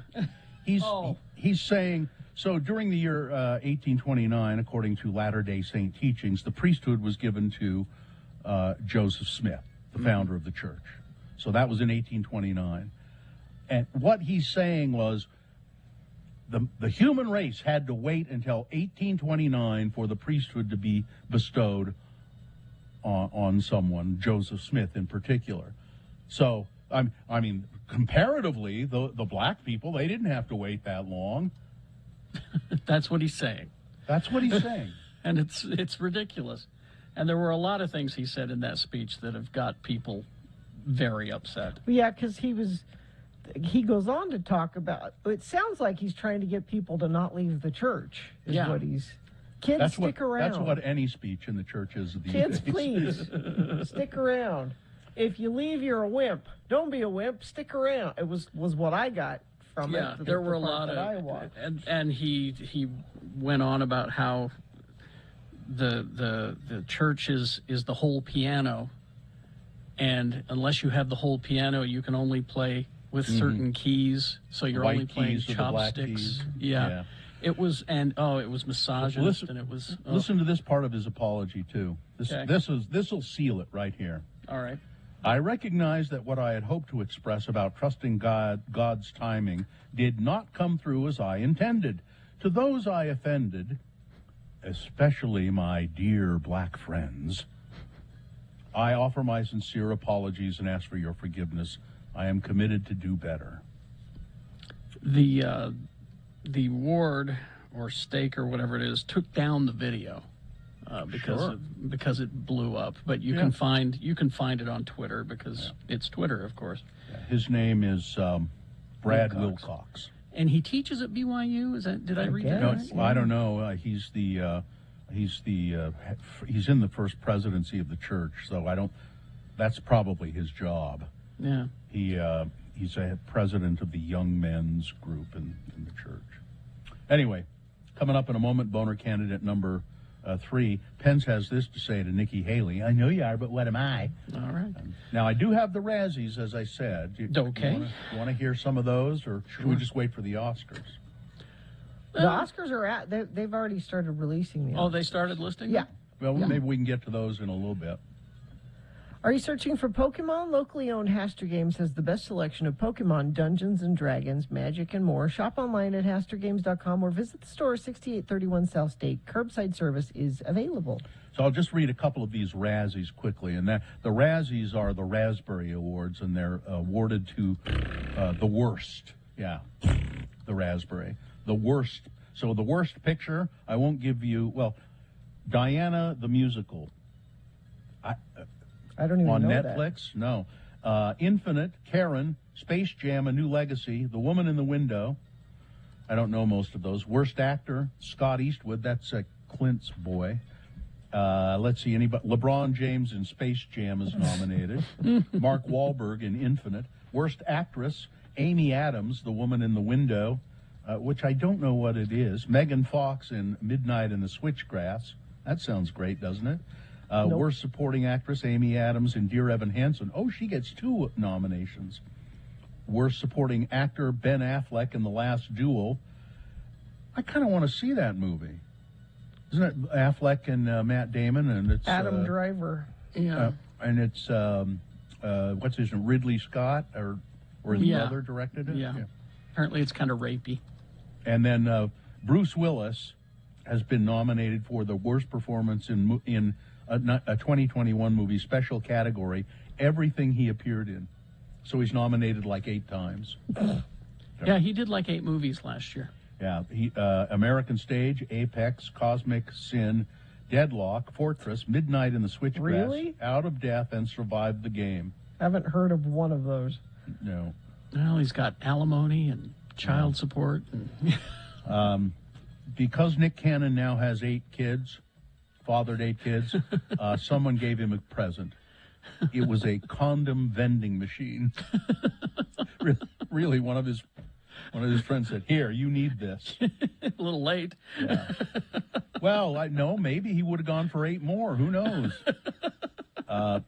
BYU researchers, as the Omicron surge continues its downward trend across the country, The BYU researchers and scientists say that they are cautiously optimistic about where the pandemic is headed. Quote, "I think we're in a hopeful place," said Josh Anderson, who's an associate professor of biochemistry at BYU. "We've weathered the Omicron surge for the most part. It looks like all the numbers are coming down across the U.S." Anderson has a PhD in molecular virology. He said, "Future virus behavior is the biggest wild card. So if it doesn't mutate into something else serious, then we're probably through it." He said that's the biggest wild card. He's hopeful widespread community levels of immunity could guard against a future threat. Now, Gina, you know, sort of have more facts at your disposal than I do about this. Mm-hmm. Immunity in the community. Widespread levels of immunity could guard against that. That's been they're well that they're including vaccinations. They're saying all the different ways that this can be mitigated. So you because could, there is some amount of immunity if you have had it before. So if there's some of that, and vaccines and boosters and all of that. Thanks. I didn't quite understand that, so Yeah. thank you. Utah is one of the most stressed out states in the entire country. Yep. Tell me about it. According to a health insurance study. According to the study, Utahns are very stressed out, more stressed out than most states. International Health Insurance conducted a worldwide study and ranked global cities and countries for how stressed their residents are based on different categories. Each U.S. state was analyzed based on factors like air quality, suicide rates, LGBTQ population density, and cost of living. According to the study, Texas, Montana, and New Mexico ranked as the top three as being the most stressed out states. Utah came in the top 10 at sixth most stressed out state because we rank poorly in LGBTQ safety, suicide rate, and average air quality index. So that's why we're so stressed. And you may not think that those things cause you stress. You say, well, I don't, that doesn't, they can cause you stress whether you know it or not. Mm-hmm. Because there are things pressing on you all the time that you just yes, sort of... there are. Pressure's going to drop on you. Yeah. This is terrible. It's a man who survived the Holocaust, 99 years old. He was walking across the street and got hit by a car and was killed in Brooklyn. He was he wasn't walking. He was in his electric wheelchair. Oh, that's worse. Making his weekly trip to the Manhattan Beach Jewish Center to observe the Sabbath. Oh, Jesus. Why are you telling us this story? As he crossed the street, because everything is not sweetness and light, Gina, he was hit by a BMW and he died. But here's a happy story. Keebler, you know, the Keebler elves. Yeah. Has teamed up. They bake stuff in a tree. Yeah, they make all of their cookies in a hollow tree. Keebler has teamed up with the Make-A-Wish Foundation for the introduction of a new Fudge Stripes Make-A-Wish Celebration Cake Cookie. In collaboration with Make-A-Wish, the Keebler elves have created limited edition Fudge Stripes Make-A-Wish Celebration Cake Cookies to bring hope and joy to Wish kids across the country. For every LTO pack sold, Keebler will donate 25 cents up to $250,000 donation goal. You can find the new cookies on the shelves of retailers nationwide, $3.99 per pack. In addition to the Fudge Stripes Make-A-Wish Celebration Cake Cookies, Keebler is also debuting the following: new Chips Deluxe Double Chocolate M&Ms, new Chips Deluxe Dipped Duos Chocolate Fudge, and new Pecan Sandies Cranberry and Almond. I haven't had a pecan sandy in so long. So it's a pecan sandy, but it's got little bits of cherry and almond in it. Ooh. Sounds pretty good. You get the flavor and the texture happening there. Yeah. It's the official cookie of the Radio from Hell show, by the way. Pecan Sandies. Sandy. Weather traffic. The weather is dumb and I hate it. Now, maybe you are a fan of hazy, warm Februaries with no snow in sight. I don't know why you would be, but that's where we are. 45 for a high today. Carrie, you don't need your big silver puffy coat today. Nope. And you won't for the foreseeable future. I'm looking all the way out till Saturday. It's actually going to get warmer. We could be 50 on Saturday. So there's that. Traffic, we've got a crash on the northbound I-15 collector ramp near 72nd South. The cars are on the left shoulder, partially blocking the left lane, which is causing delays. Crash I-15 northbound 33rd South in South Salt Lake. Cars are blocking the middle lanes. Traffic is quickly backing toward 45th South in Murray. And let me check our message stream, see if friends of the program have sent in any traffic updates. No, but you certainly can if you see something. 33986 is where you do that. Save on skiing at Snow Basin Resort with discounts up to $20 on lift tickets when you buy online. Visit snowbasin.com. Hi. Did you get those pecan sandies I asked for? Oh, I'm sorry. I forgot. Pretty sure I asked for pecan sandies. All right. Here's boner candidate number 3. Mike Pence has this to say to Nikki Haley. I know you are, but what am I? Nikki Haley, former U.S. ambassador to the United Nations under Donald Trump, was roasted on Twitter yesterday for comments that she made on Fox News in defense of her old boss. Haley slammed former Vice President Mike Pence, who last week criticized Donald Trump for pressuring him to overturn the 2020 election results. And she did so with an odd choice of words given her former employees' tendencies, or employers' tendencies. Quote, Mike Pence is a good man. He's an honest man. I think he did what he thought was right on that day, but I will always say I'm not a big fan of Republicans going against Republicans. So Nikki Haley, a Republican, is making a negative comment against Mike Pence, a Republican. It was not lost on her critics that she herself had become a Republican going after a Republican. And her boss constantly went after other Republicans when they didn't fall in line. Yeah. It also, it makes her seem, Trump has spent and continues to spend so much energy attacking Republicans that he deems disloyal. Yep. And so she's talking about him too. But particularly Mike Pence said, oh, hey, Nikki, I know you are, but what am I? And here's the thing is, if you look at the litany of things that Trump has said about these Republicans who aren't falling in line, look at all the words he uses. That was, Trump was wrong. That's it. That's all he said. Yeah. All right. All right. Let's review the first two and vote. Boner candidate number 1 was because why? The hard seltzer brands in the grocery stores and convenience stores, about half of them may disappear from those shelves and have to be in liquor stores. If the liquor stores pick them up, there's probably not a lot of room. And it's based on how the flavoring is added. Stupid.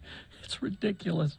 Boner candidate number 2, I think I may have gotten God's timing wrong. Well, I mean, if God could be wrong. I mean, I should have just stopped talking. Say, Latter-day Saint leader Brad Wilcox apologizing for comments he made about race. And boner candidate number 3, Pence has this to say about Nikki Haley. I know you are, but what am I? Okay, you've got to decide of these 3 candidates, which one is the worst. Which one deserves to go forward to Boner Fight and get that chance to become Boner of the Day? Winning here in this round secures it a spot in Boner Dome. And round 2 happens at 8:20 with 3 more candidates. We get another winner there. And we take both winners and put them against each other. You'll vote for Boner of the Day at 9:20 this morning. That's when Boner Fight happens. All right, so right now this is round 1. Let's send one of these 3 forward and get this thing started. 1, 2, or 3. Remember your candidate number, the one that you think should win. Put that single digit in the message of a text and then text that to 33986. Easy way to vote. Or you can call the producer's booth and use your voice. Speak to a real-life human being at 877-602-9696. Or go online, x96.com. Look for the box that says Boner Voting February 8, 2022, and vote there. You have until the end of these messages. Let's go. It's round 1.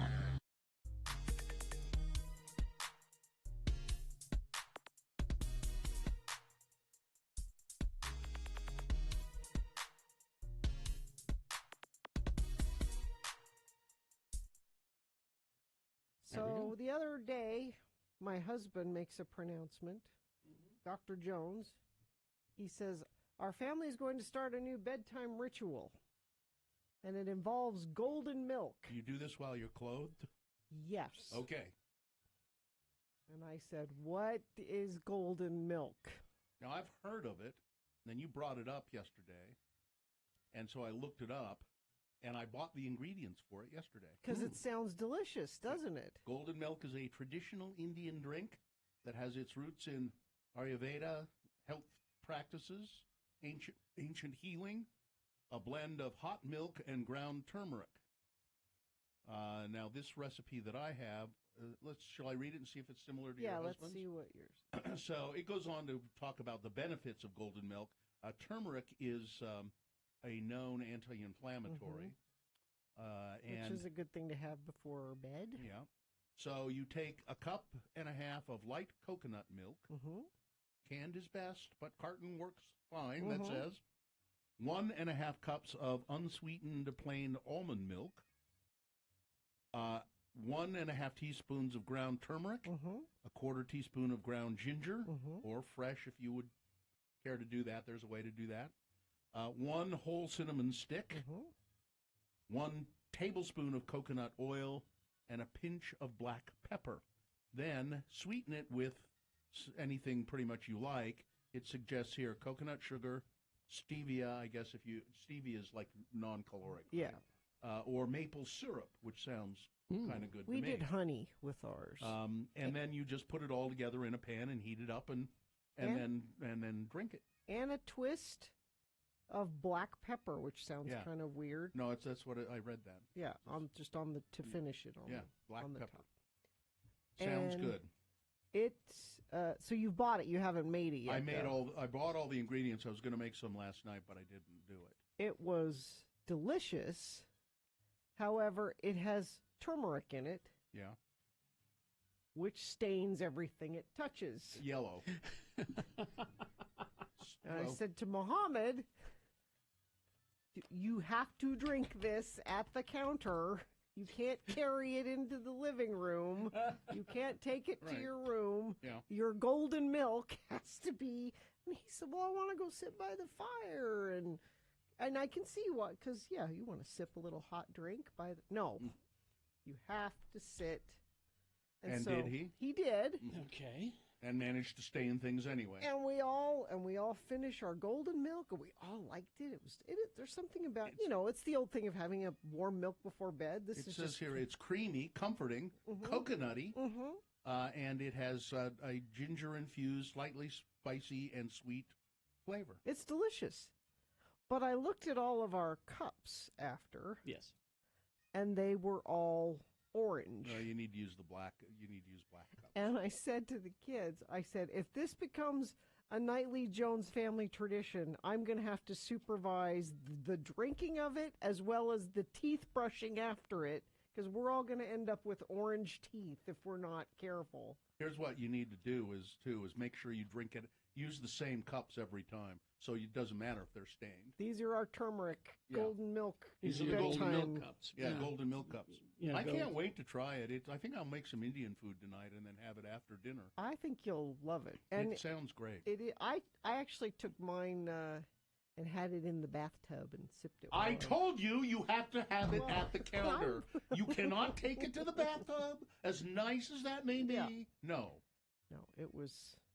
I don't understand why there's a double standard for parents and children, and there just shouldn't be. That's not fair. There shouldn't be? No. I paid for all the things in the house. If I spill turmeric on them, I paid for it. If my kids spill turmeric, it's been a long-standing rule. If you spill turmeric on something, you pay for it. You turmericed it, you bought it. So that's on a day like today when it's kind of snowy and overcast, just think of ending your day with a nice cup of golden milk. Just look up golden milk. You'll find any number of recipes. I've just come to the conclusion that your husband is a hippie that showers regularly. Yes. I don't. He is. Are you sure about the showering yes. thing? He is.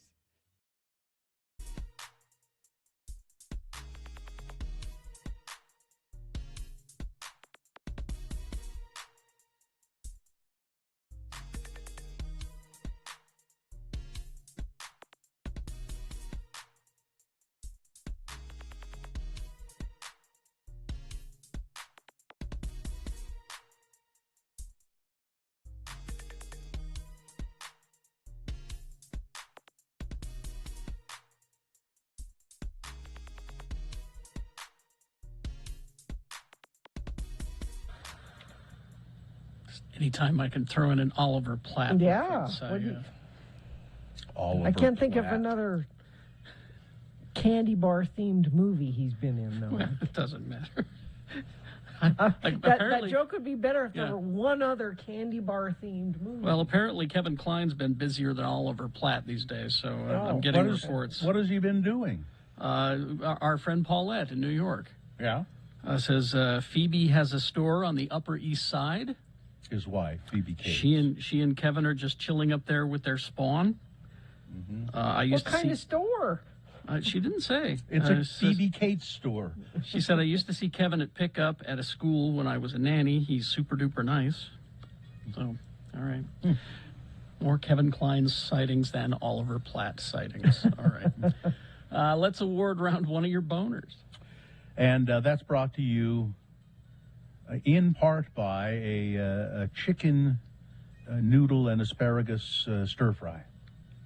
And Valentine's Day is the big game of romance. You always go with the best players. That would be Lim Jewelers and their selection of exquisite gemstones. Go team. Go to limjewelers.com. Boner candidate number one was the stupid DABC rules here in the state. Sometimes they just make 0 sense, and this is one. So your favorite hard seltzer may be disappearing from the grocery store. You maybe could get it at the liquor store after that, but who wants to do Depending that? on the flavor. Yeah. And there's not going to be room for all of that stuff in the liquor stores. They're going to have to be very selective. Limited space. And this is, again, an example of the legislature not asking people in the know. They just decide for themselves and make their own assumptions. Boner candidate number two, the Brad Wilson, the Wilcox. Wilcox. Brad Wilcox. Brad Wilson is in the legislature. Brad Wilcox, who is a leader in the LDS Church. He's a vice president of the Young Men's Association, and he's also a professor at BYU. He made you just probably shouldn't be mentioning race in your talks anyway. But he was trying to make a comparison that just went all wrong when he used black people getting the priesthood. And well, it was the race comment that drew attention to the entirety of the speech, and the entirety of the speech is rather Go hear it for yourself. So that's number two. Number three, Mike Pence and Nikki Haley, and both number one and number three got a fair amount of votes, but they couldn't beat number two with 160 votes. That's your boner winner for round one. It goes forward to boner fight. It might be boner of the day. Gina, special traffic alert. Oh. Some dude on westbound I-15 honking his horn, flashers on, and hanging a Chucky doll out the window. Ed? For real, just saw this. Ed I Brass. don't think it was Ed Brass. Oh, okay. But there you go. That's a report from Shannon. Shannon? Now, we got mail. Yeah. You got What? a box. Oh. A box. A box. A box What's with in a the puncture box? wound. A box with a puncture wound. I'm always nervous to do this live on the air. I know, I do too. I thought about it this morning when I saw it. It comes from London. Oh, nothing bad ever comes from London. I'm sure it's fine. Gina, Russell Brand, Boris Johnson. Don't get us started. Okay. Well, Katie's going to open this package we got. Now, Katie, look in the box before you tell us what it is, course. in case it's something that we shouldn't. Also, I brought scissors this time instead of trying to open this without any help. Oh, And Katie, I don't think you should look in the box. I think you should just do it. Working without a net here. Reach in and pull Yeah. out whatever it is. Pull out whatever giant sex toy it's bound to be. There's a lot of tape on this thing. Well, it came from London. And there's a hole in it. There has to be a lot of tape on it. It came from London. Maybe something fell out of the hole and we'll never know what it was. Something always falls out of the hole. Oh, I want one of these. What is it? This is a calendar Okay. of Commander Riker. They're little calendars, and it's all Commander Riker.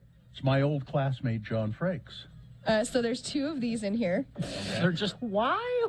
And it's when it's when Frakes was hosting the Believe It or Not show. I can't remember what the show was called. But, One of them had a tag. It says Carrie from Claken.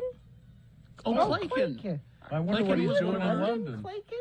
Claken was one of our interns. What's he doing in London? I don't know. We called him Claken because he looks like Clay Aiken from American Idol. Okay, Right? so there's a couple more calendars. Okay. Same kind? Yeah. A couple of stickers with his face on it.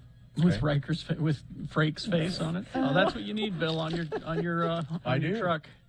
I'm confused why these are coming from London. What is this? A 6-pence? No.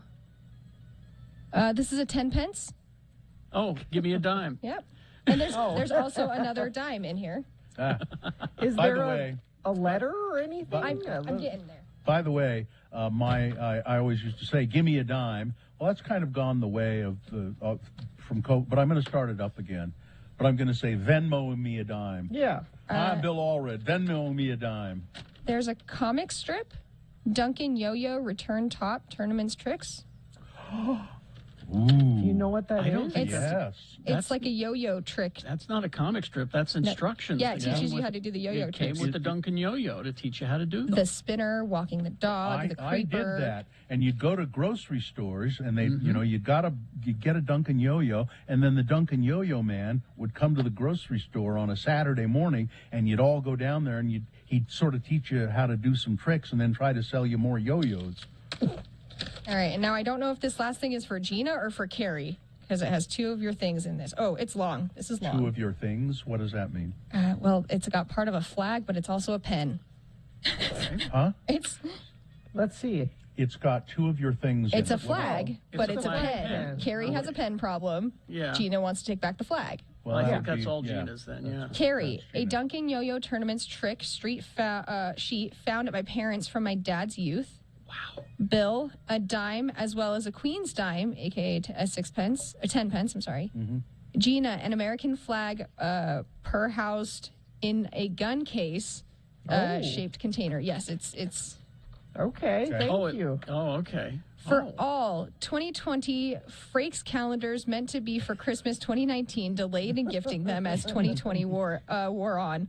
I thought it wasn't going to be a great year, so year to plan for. So also enclosed our 2022 calendars. Oh, I see. Rip Carlin, love you, Miriam. Hey, they like you, Miriam. There you go. Does Miriam know Claken? I don't know. Oh. Doesn't say why yes, he's... yes, it looks like she does know him. Okay. Doesn't say why he's in London. Maybe Miriam knows why he's in London. Claken, why are you in London? Happy New Year. While you lost a Utah cum member, you gained a London UK one. My wife, Kelsey, and I moved here for her graduate studies in September of 2021. Thank you for always being informative, hilarious, and beloved. Now we know why he moved to London. Yeah. Well, thank you, Claken. It's nice. That's to very hear nice, from you. Claken. I can't think of Claken's real name. It's James. I gotcha. James what? James Riches. Yeah. Oh, okay. James Riches. Hopefully this message balances out the hate mail. He'll always be Claken to me.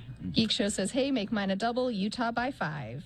I can't wait to see the Frakes calendar. They look awesome. Well, it's just the same picture on every page, isn't it? Which is I know they're different photos. They're from like the same shot or like the photo shoot. But my nickname for when I was the manager at Mask was Commander Riker. I was her number 2. There you go. And so like I'm taking one of those for sure. Absolutely. When you were the manager at what? Mask costumes. Oh. Yeah, it went out of business sadly. That's why she's here with us. She got into Stadium radio. business. Yeah. It's a logical move. You move from selling costumes to come to radio. She's not the first person to do that. That's true. Who is? There are other radio people. According to Miriam, Kelsey is Miriam's cousin. Oh, okay. All right. There you go. Well, thank you, Claken. I wonder if he's listening this morning. I will leave those things on your guys' desks. Thank you. Thank you. Well, now I got to come in on Sunday, I guess. Traffic, Gina, please. Friend of the program says I-15 from Midvale to Salt Lake City is a parking lot. I don't think it's an actual parking lot. I just think things are not moving there. Thank you for letting us know. Construction on I-80 eastbound near the 215 interchange has the right lane closed. Traffic is backed up to Bangor Highway near the airport. Crash on northbound Mountain View corridor approaching 35th South. Cars are blocking the left lane. Traffic is backed up to 41st South. And let's see, crash northbound I-15 33rd South. It has 3 right lanes blocked. I think this is the one the friend of the program is talking about. Traffic is backed up to 72nd South in Midvale. And yeah, if you see something like that nice person did, you can text it to us, 33986.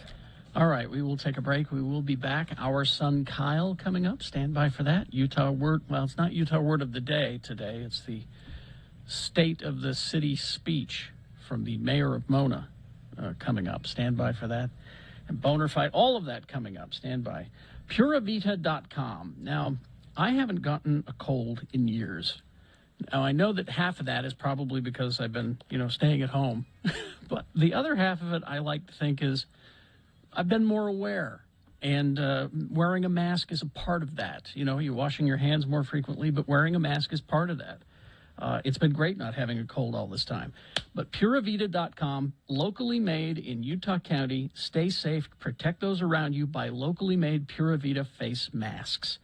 Now, any mask is better than no mask, but it's important to get masks that are truly protecting you from COVID-19 variants and other airborne pathogens.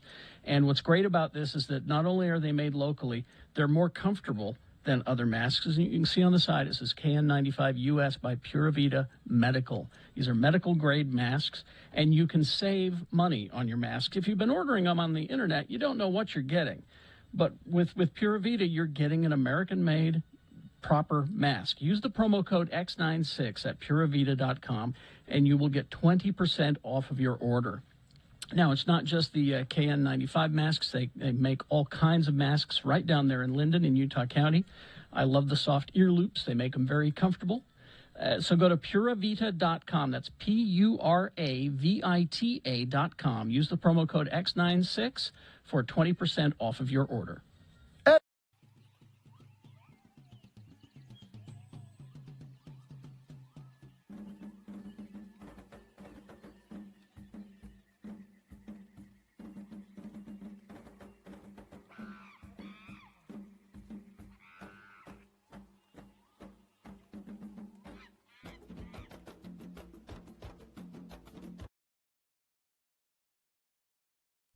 Unless we Utahns are diligent, our taxes will be raised without our knowledge.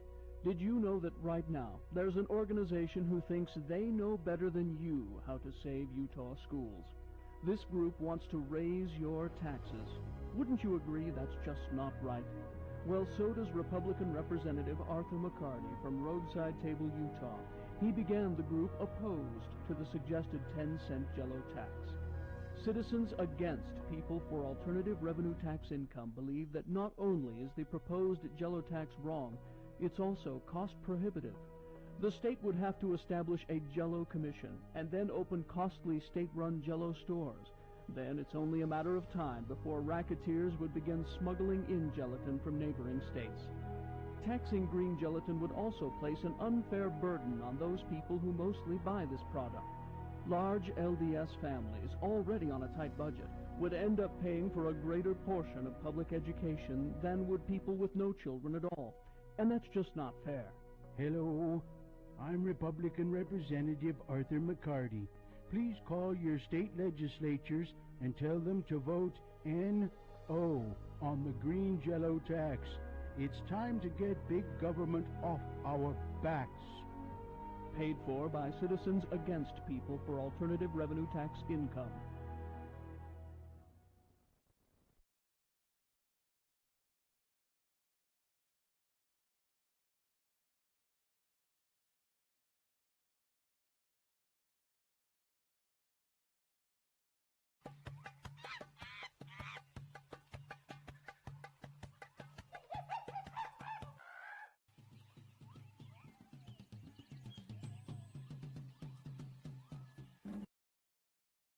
So when Muhammad was little, I found him on the floor with an ant trap, in his mouth, and I panicked and I called poison control. We had a file at poison control because I often had to call it for Mohammed.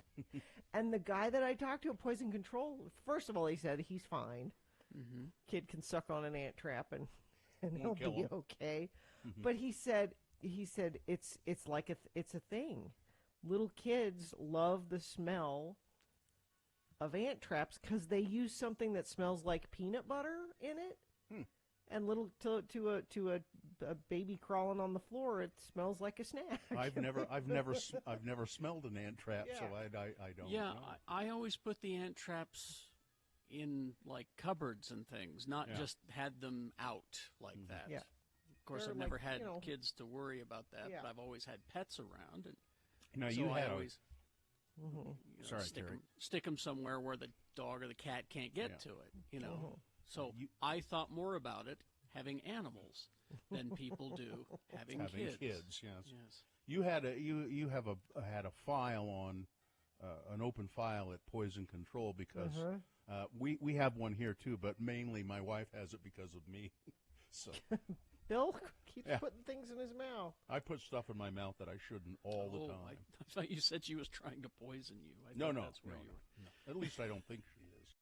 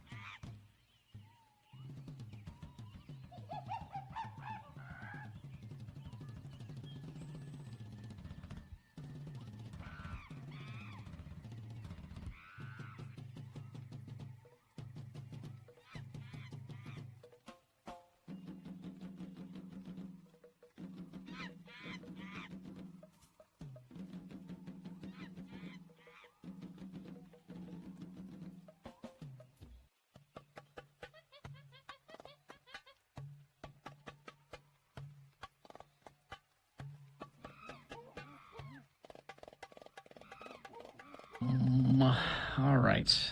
Let's see. Is this sponsored, Gina? Oh, we should just dive right in. Okay. There was a boy. Yes.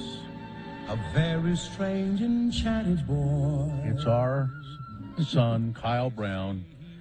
He's here, and he's going to... So when you hear Kyle talk, it'll sound like he's drunk, but he's not. You're not drunk this morning, are you, Kyle? I wish. I am not. Okay. Explain to people why your voice is funny. I have what is called bulbar ALS. ALS is Lou Gehrig's disease, and bulbar is a specific variant that begins in the mouth and throat. That's so odd. That's just a really... I had not heard of that, and of course, lucky you. You've always had the greatest of luck, haven't you? All right, yeah. I Things remember, always go Kyle's way. Always. I remember years Yeah. and years ago when we first met you, when you first came and tried to claim some money from us because of, patrimony or whatever. You had gotten a DUI. You remember that story? I do, yeah. Tell it. I think it was astonishing to me that you'd gotten a DUI for this. I was sitting in my car. Yeah. And was arrested for sleeping in my car. So the story is you'd been at a party and did you have a beer or two? Maybe. Okay. He doesn't do that anymore, Bill. Let's just be clear. So rather than drive, you thought, well, I better not drive. I'll just sleep it off here in my car. Correct? Right. And you got a DUI for that. Not moving. Nope. So that's the kind of luck Kyle Brown has. Kyle, I was watching Yeah, go ahead. Oh, I wish that was the worst of it, but no. Well, yeah, I mean, you lived in a cardboard box on the corner of State and Main for quite a long time. Yeah. And then you lived at an auto dealership for quite a long time, as I recall. That's true. Kyle, I watched some of the video of you participating in the Iron Man down in St. George. And it's very well produced, very well produced on outdoor TV. And as a matter of fact, I'll tweet a link to that so that everybody can watch it. And what I really took away from it is I'd never seen your son before, Lance. Oh, yeah. Who you had named after Lance Armstrong. And did you ever consider taking that back at all? No. Name? No? Okay. And I was just surprised to see that he's really handsome. Why are you surprised? You've seen Kyle, that's why. I mean, come on, Gina, that's why I'm surprised. He's a handsome young man. Not only that, he has a full head of hair. Yeah. He's up in the U right now on a scholarship. Full scholarship. So he's smart and good looking and everything his dad is not. Oh. It's probably he will not be living in a cardboard box on the corner of State and Main. Oh, he will not. Is he like you, athletically inclined? He enjoys mountain biking. He has quite a bit raced through high school. And still does a bit. Mm-hmm. Oh, that's right. You coached, or do you still coach a mountain bike team from high school? I do. The Davis High School mountain bike team, yeah. The darts? Yep, the darts. I could never understand why they'd have their school mascot be those little creases in women's dresses. Well, here's why. Okay. No one is offended. Oh, that's Well, I don't know. No one can get upset about darts. Yeah, that's true. Kyle, that video outside TV thing though is just remarkable and shows what sort of agony everybody goes through. But it seemed like it was particularly difficult for you, and yet you finished, and you're still thinking you're going to do another one, right? I'm thinking about it, trying to train, kind of a week by week. We'll see. Mm-hmm. So it's swimming, it's running, and then biking. And I thought as I was watching it, I went, I saw you get on the bike, and it was obvious that that's where you were absolutely the most comfortable. It is. I mean, that's how I got into this whole thing at triathlon is biking, and also on a bike you can coast. You don't have to do anything sometimes. Yeah, and you that's still always good. move. That was the only part of bike riding that I liked. Start at the top of the hill. Yeah. Now here's a texter because Kyle, you've been involved in an awful lot of schemes over the years. There's a texter who says, I think I remember when Kyle called in after repossessing a car in Vegas. I was in San Diego, actually. And that was true. I had to repossess a Porsche Boxster in San Diego. And, how did that go? I don't remember. It went great. The thing is, when I was speaking to you, I was on this kind of roundabout where you get off the freeway in Mission Bay. And every time I take that exit, I think of that. Actually, because I remember I rallied that corner so hard and had the phone out the window, and it was so dangerous, so stupid. But but it was good radio, apparently. Yeah. Did you get to drive the Boxster all the way back to Utah? I did. Wow, that's cool. That's good. Kyle, we're going to have to go, but just one other thing I wanted to point out. You said about your son, Lance. How old is he? He will turn 20 in 2 days. Wow. Did you have a full head of hair when you were 20, Kyle? I did, yeah. Okay. All right. Just saying. You saying Lance has that to look forward to? Doesn't it skip I don't a know generation? for sure. I mean, I don't know. Isn't that how it works? It skips a generation? I don't know. I hope he doesn't hear to this. On his birthday. Ruin his birthday. Way to go, Bill. Thanks, Kyle. Birthday, too. Yeah. All right. Kyle. Thanks, Kyle. Should we look? What? Hey, look over. There you go. All right. Look over there. This he said to me. All right, traffic, Gina, please. Lots of friends of the program are texting in traffic. Bad accident, Legacy Highway right before Farmington. Both directions are slowing down. It's northbound and in the median. Somebody else says sofa in the middle lane, southbound I-15 just before Antelope Drive. Maybe that's all kind of the same area. Traffic is backed up past 72nd South on I-15, confirming it is a parking lot in Midvale on I-15. Thank you. A bunch of folks sending that in. Somebody else saying I-15 northbound from Ogden to Malad is wide open. So if you're looking for smooth sailing, that's where you go. Thank you, everybody that sent those in. 33986. All right. Bonus round 2. Here are the candidates. Number 1, Hercules wants health care for all. Boner candidate number 2, there were errors. So it won't kill you to boil your damn water, okay? I mean, it may kill you if you don't boil it. And boner candidate number 3, we feel the same way when you talk about just about anything. Boners round 2 coming up after this. Stand by. Hoopsvision.com. That's HOOPES vision.com.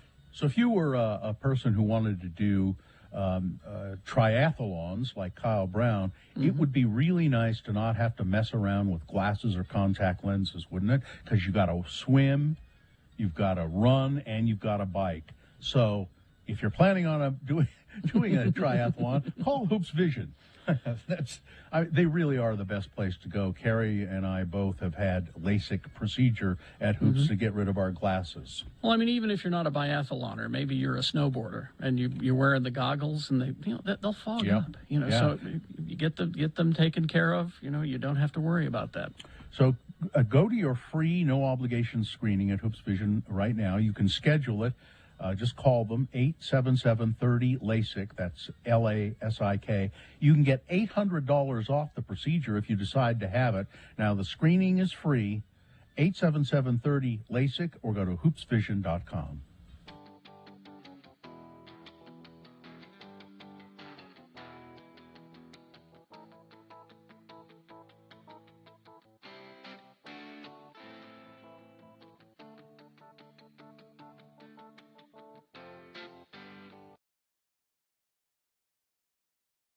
Come to J.R. Tallywhackers, down on J.R. Tallywhackers. It's a great, big, beautiful joint. If you like sausage, you'll love the brand new restaurant we've erected in Salt Lake City. Hi, I'm Rod Johnson, manager of J.R. Tallywhackers, where we're serving up lots of hot food and lots of hot fun. Mine was so big I had to use 2 hands, and our order came so fast. Tallywhackers is fun. Our waiters, Neil and Bob, slap the sausage into our buns right at the table. The protein shakes were thick and creamy, and there's always plenty of mayo. I'll come again and again. All of our J.R. Tallywhacker handsome young waiters are selected through a rigid screening process. We make sure they're stacked and packed and ready for service, and you can't beat our food. I'm only here for the food. I love the casual atmosphere. We're not just another restaurant with stuff on the walls. We're packing something special. We don't even have chairs at Tallywhackers. You just come on in and kneel at your table. I always leave feeling so satisfied. Try J.R. Tallywhackers' grand opening special,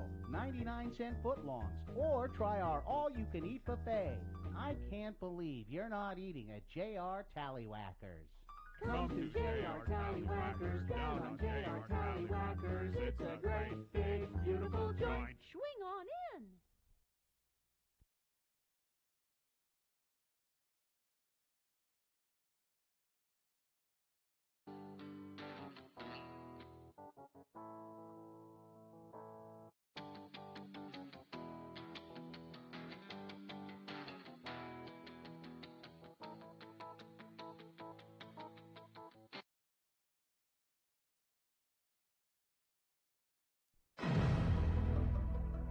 Tonight on Channel 8, join us for Mysteries of Science.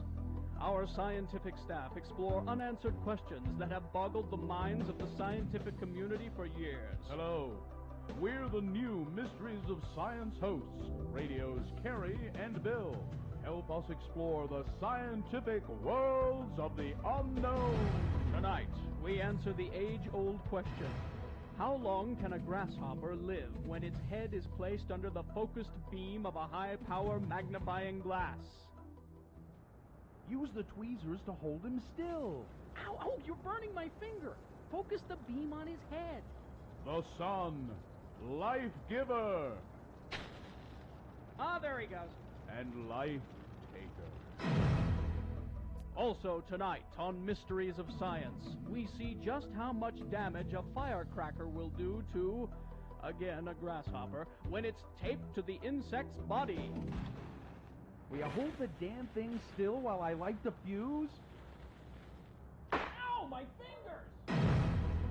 Don't miss Mysteries of Science. It's TV worth giving a look-see to. Tonight, right after The Brown Nun on Channel 8.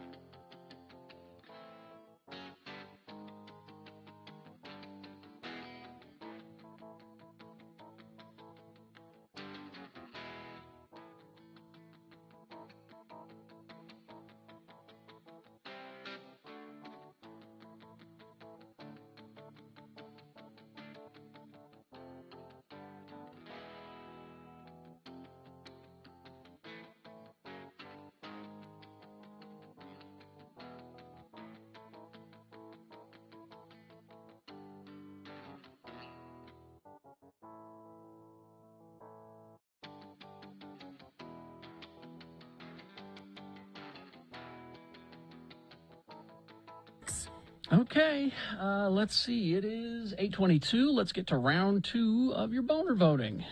3 news stories. These are examples of bad, stupid, or funny human behavior. And you will decide with your vote of these 3 candidates which one is the worst, which one deserves to go forward to boner fight. possibly become boner of the day. If it wins here, it'll have to defeat the winner of round 1's voting. So choose wisely this round 2. Choose strategically so that when boner fight comes up at 9:20, our 2 champions are equally matched and we have a good boner fight. So here we go with round 2.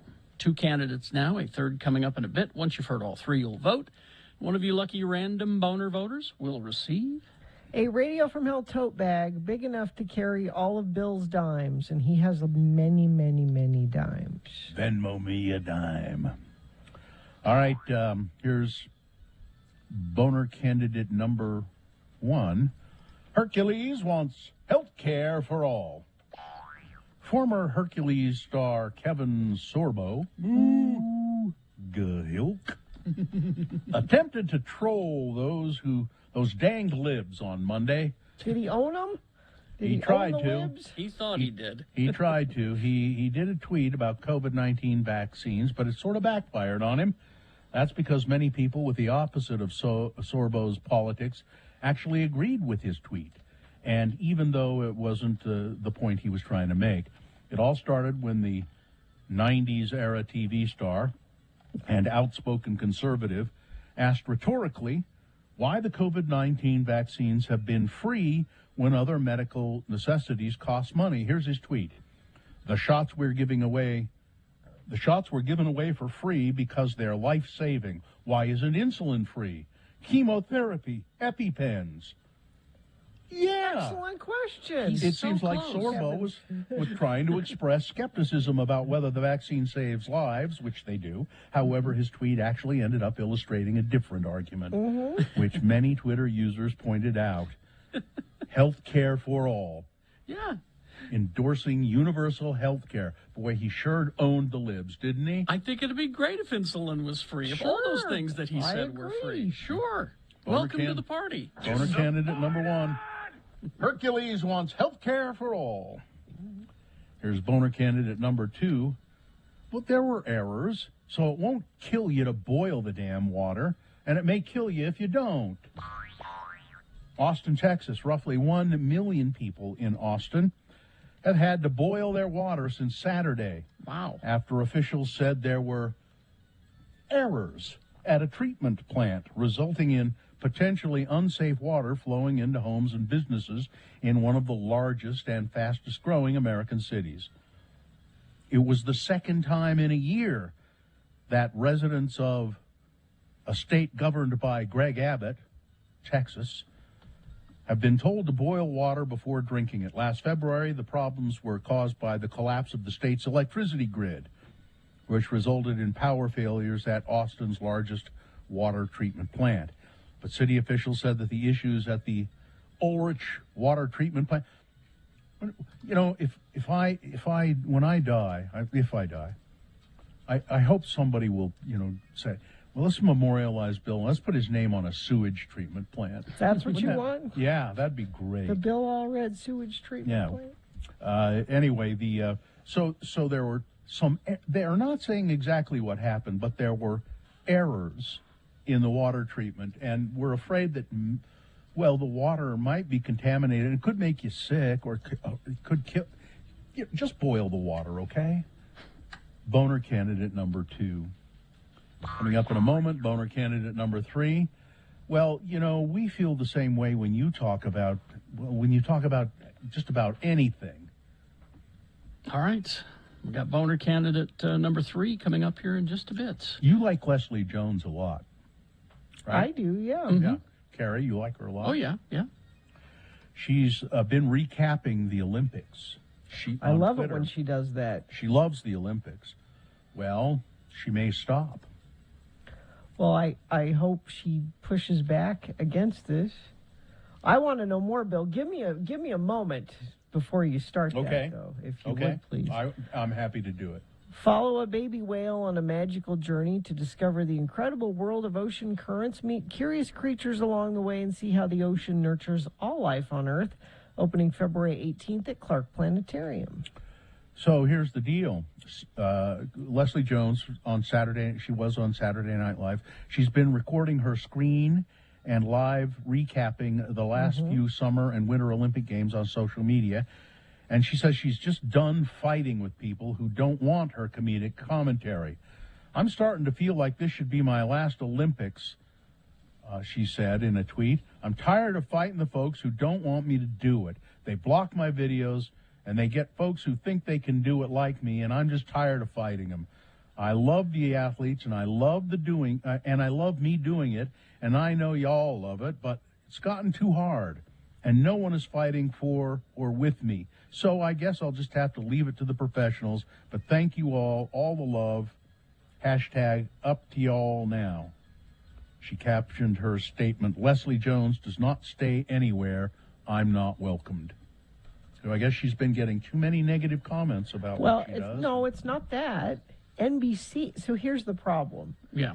Leslie Jones takes her phone and is recording the Olympics on her phone, and then she's voicing commentary over it. So NBC keeps contacting her saying, stop posting Olympic video.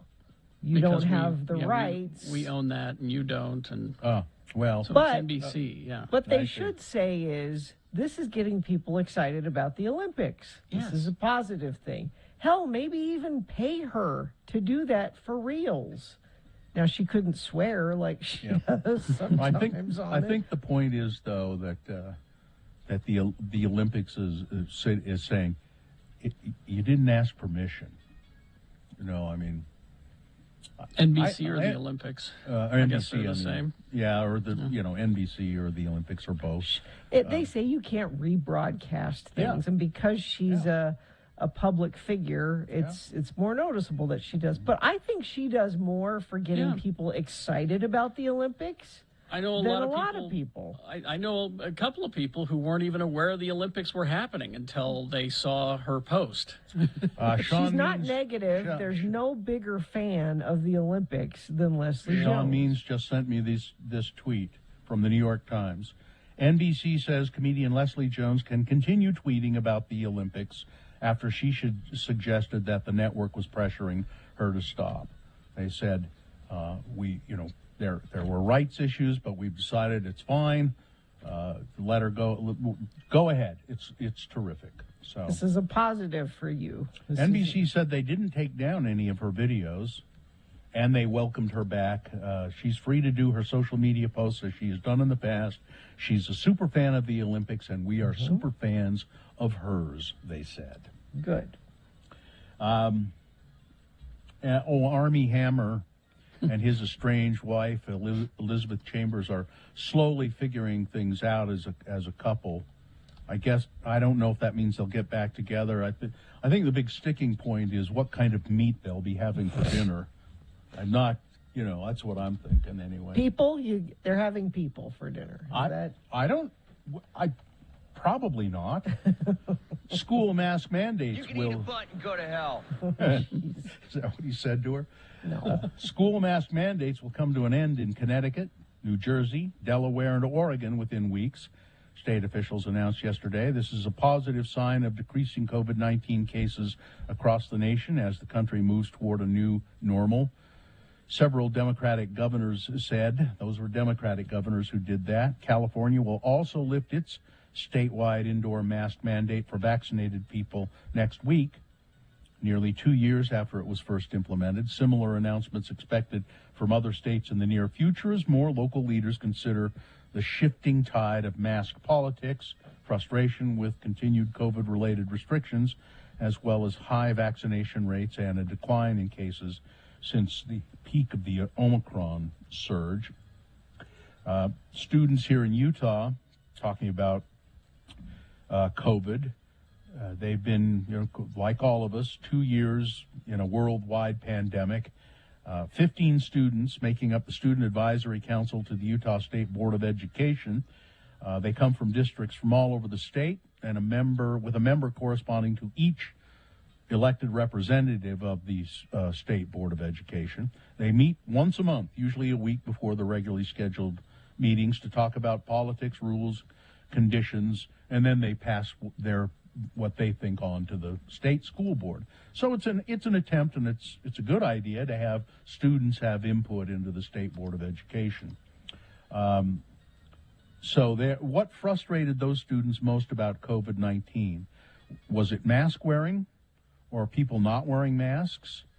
Well, one of the students says, this is just one quote, "I feel the most frustrating part was the stupid policy. You would go into the cafeteria and it'd be like, oh, we all have to face the same way."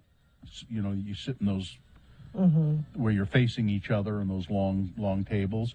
And it's like, why, when I'm just going to talk to my friend right next to me anyway? There were social distance policies, some COVID policies that didn't make sense to a lot of us.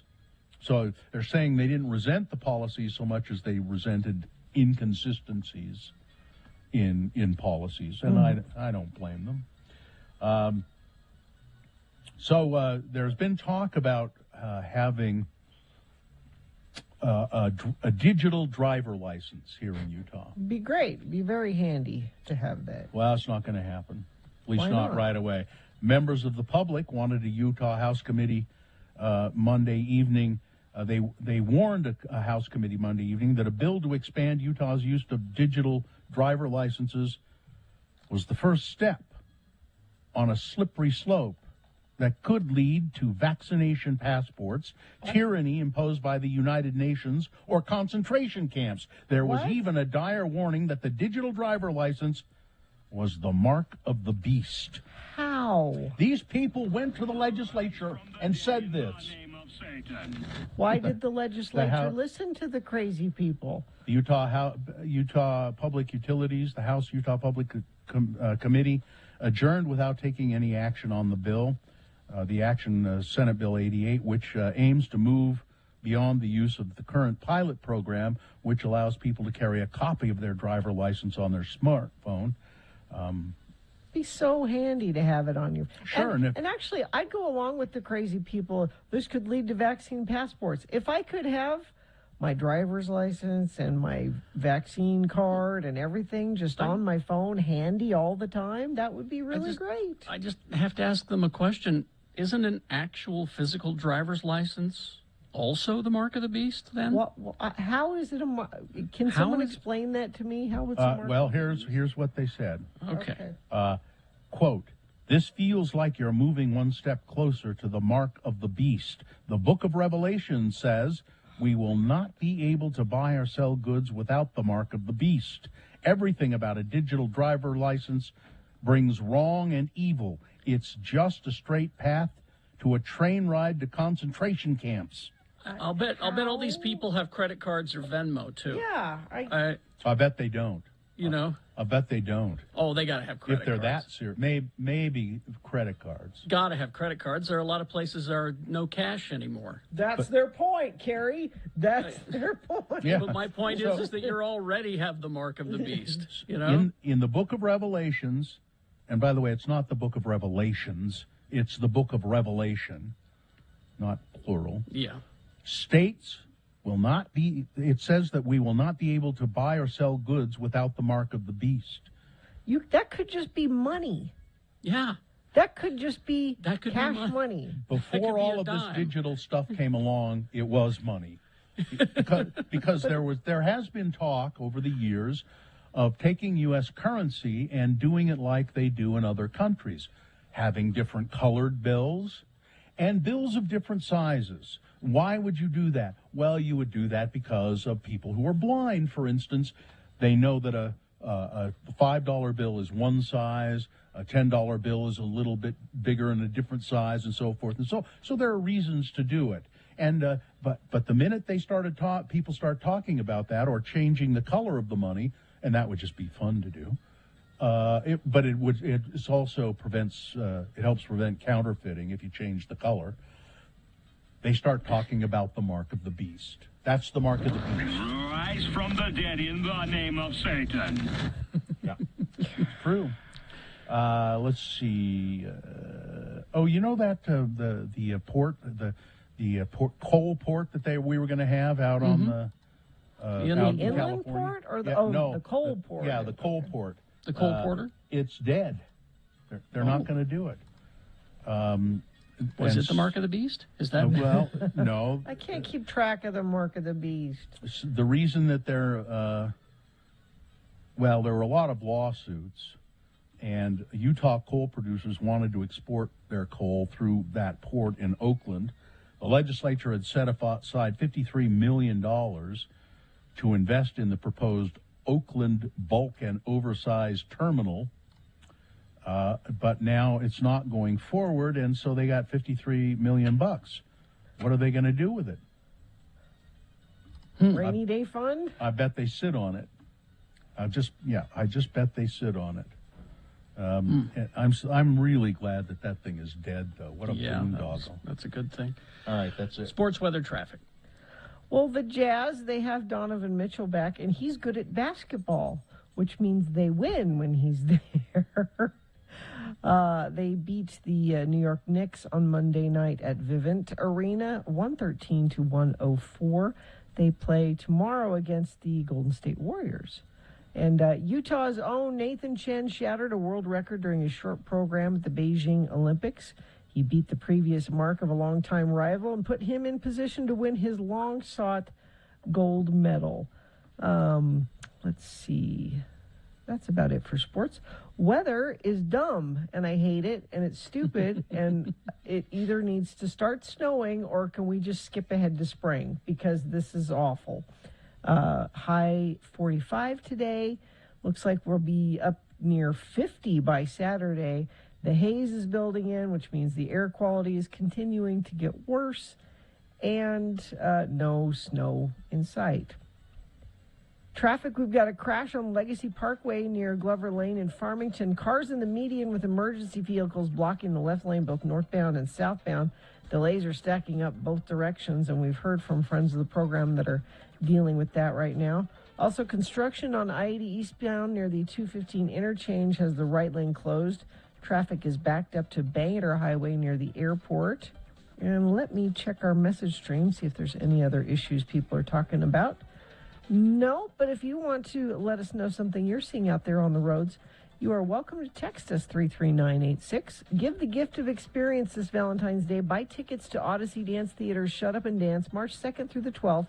Visit odysseydance.com for ticket information. Owner candidate number 3, we feel the same way about you when you talk about just about anything. Sirius XM PGA Tour host Mark Lyle was fired over the weekend after he said on the air that he would rather shoot himself than watch women's basketball. Oh, jeez. The comment came during a discussion about the women's arm of the golf tour, the LPGA Tour, and what was apparently a roundabout attempt by Lyle to praise that. You know, the LPGA Tour, to me, is a completely different tour than it was 10 years ago, said Lyle on the radio. You couldn't pay me to watch the LPGA Tour 10 years ago. You really couldn't, because I couldn't relate at all. It's kind of like if you were a basketball player, and I'm not trashing anybody. Please don't take this the wrong way, but stop talking when you're saying that. Yeah, I saw some highlights of ladies basketball. Man, is there a gun in the house? I would shoot myself before I'd watch that. Jeez. He also said I am no longer working for Sirius XM. I was terminated because of the comments I made about the WNBA, which I apologize for. And yeah. If the words coming out of your mouth are, don't take this the wrong way, but stop yourself and say, maybe I should just not say what I was going to just say. Owner candidate number 3, you know, we feel the same way when you talk about just about anything. Let's review the first 2 and vote. Boner candidate number 1, Hercules wants health care for all.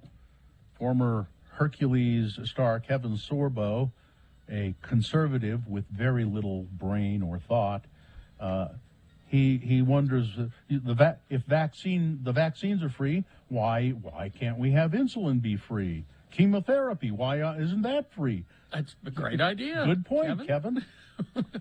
Boner candidate number 2, there were errors, so it won't kill you to boil the damn water, and if you don't boil it, it may kill you. Errors at a treatment plant in Austin, Texas. 1 million people now having to boil their water until they get that fixed. And boner candidate number 3, we feel the same way when you talk about just about anything. Okay, let's get to voting. 1, 2, or 3. Remember your candidate number, the one that you think should win. Put that single digit in the message of a text, and then text that to 33986. That's one way to vote, or you can call the producer's booth in Salt Lake at 877-602-9696. Use your voice. Or go online, x96.com. Look for the box that says Boner Voting February 8, 2022, and vote there. All right, this is round 2. You're going to send one of these forward to go up against round 1's winner. We did that an hour ago. But both of our round winners will go head-to-head boner fight at 9:20. That's when you'll vote for Boner of the Day. We can't do that until you do this. Send one of these 3 forward from this, round 2. You have only until the end of these messages to do it. And then we got Utah Word of the Day next. Here we go. Round 2.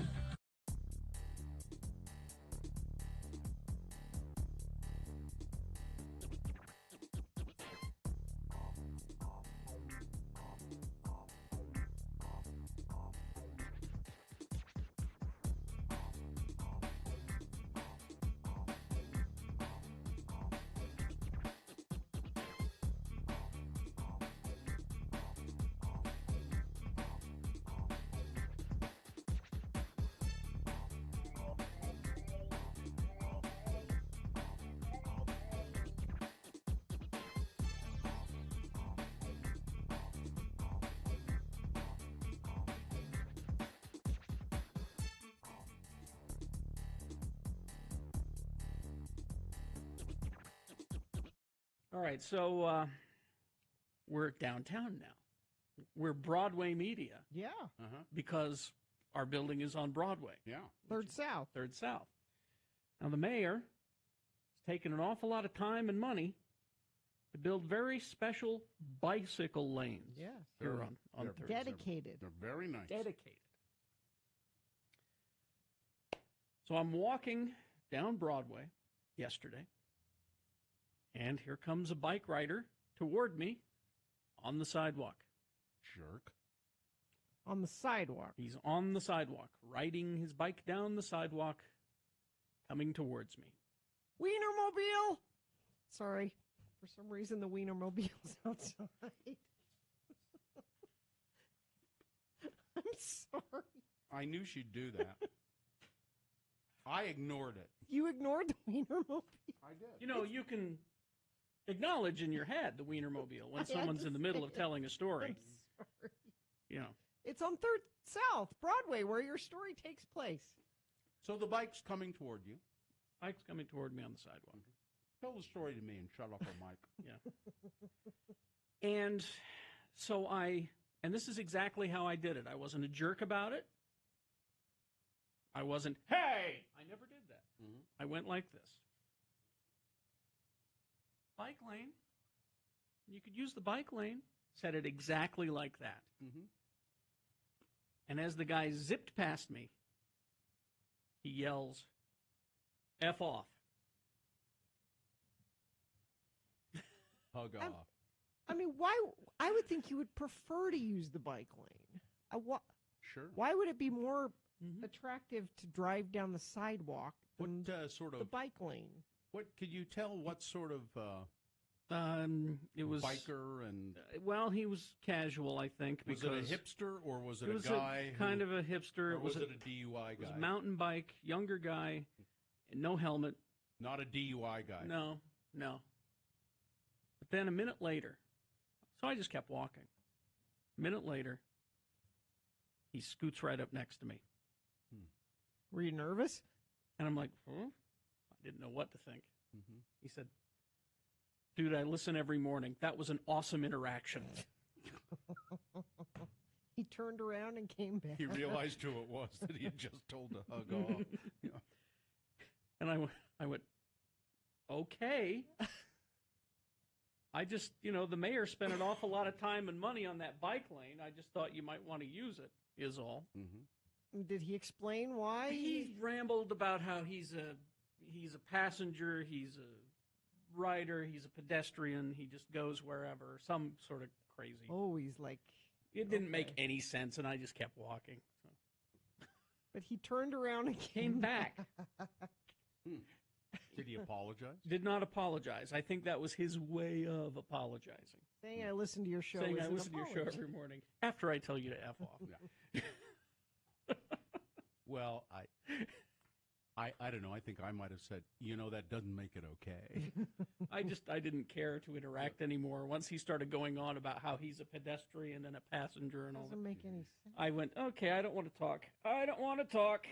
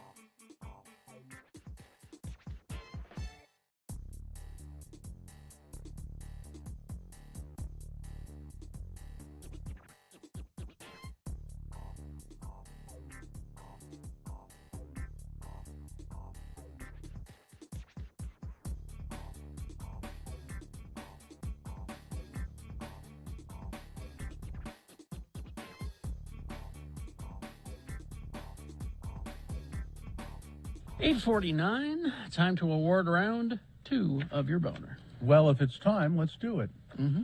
It's brought to you in part by Vizzy.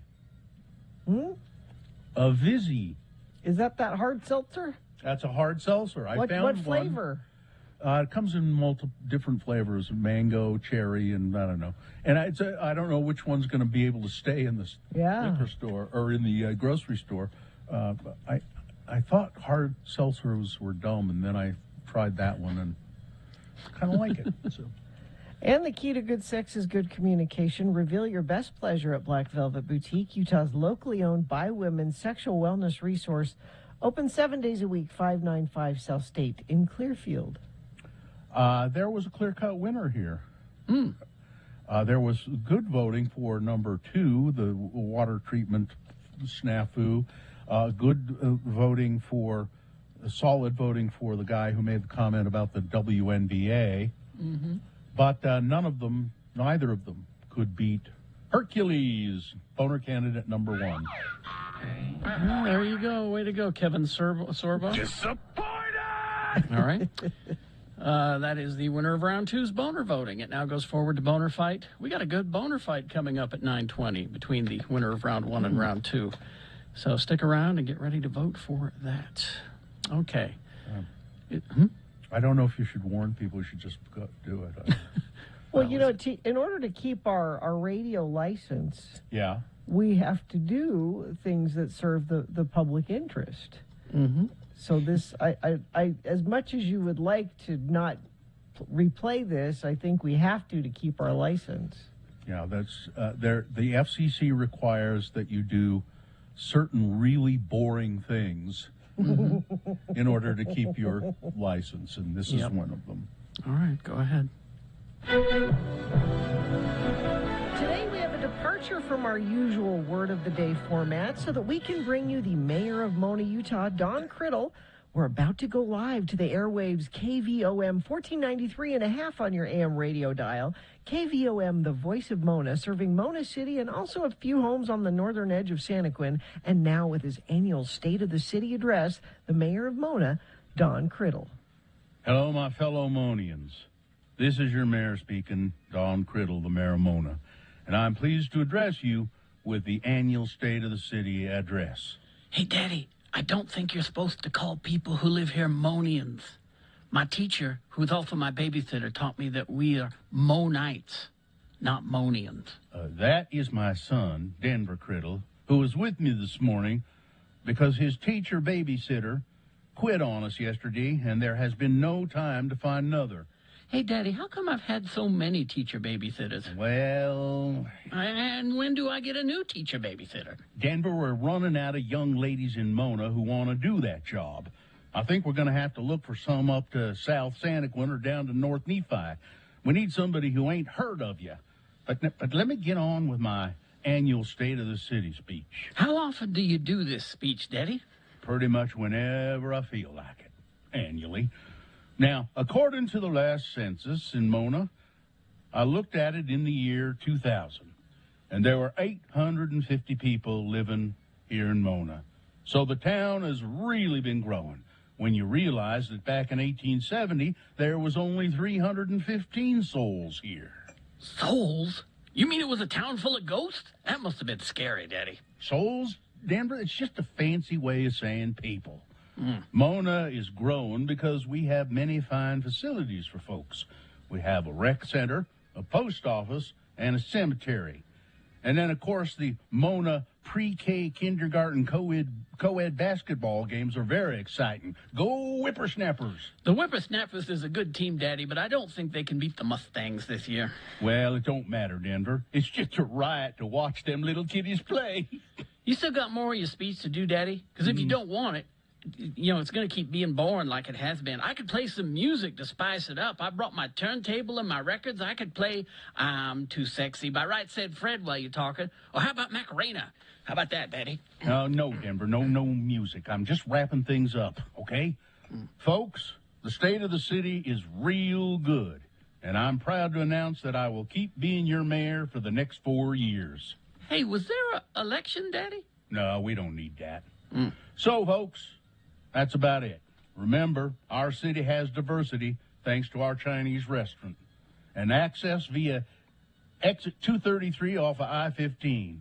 And that's why I'm proud to say our town motto, Mona City, so why not? I'm the Mayor of Mona, Don Criddle. And I'm his boy, Junior Mayor Mona, Denver Criddle. Saying, so long.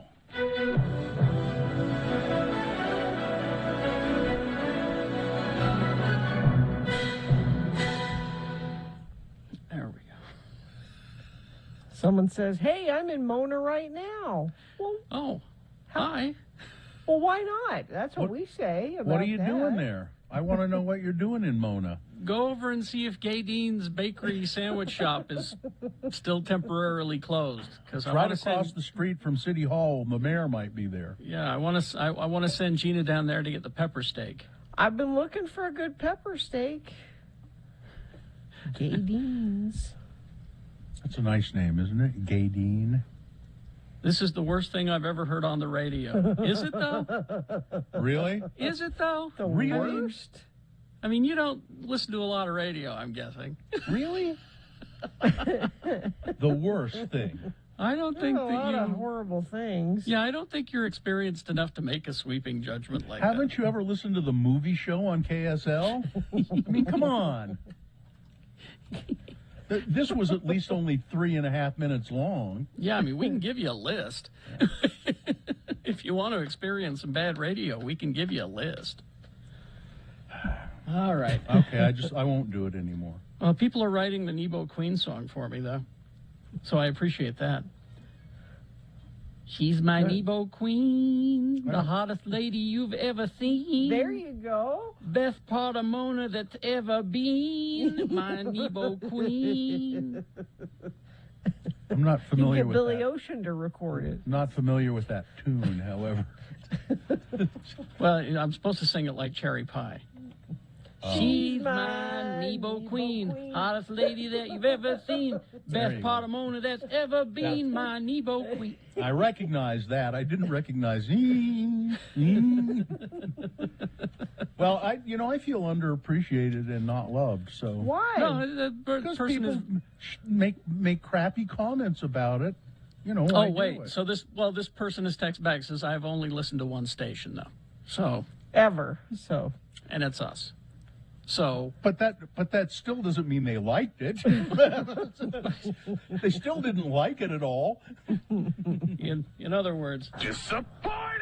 Yeah. All right. Traffic, please.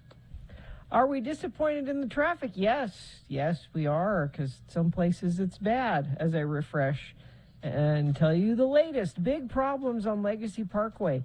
Crash near Glover Lane in Farmington has closed the road both directions. Northbound traffic must exit at 4th North in Centerville. All southbound traffic must stay on I-15 in Farmington. It's a big issue. It's the only major one, though, right now. So that's that. And I'm looking at our message stream where people are saying, Howard Stern is the worst. You guys are great. You can text things like that. 33986.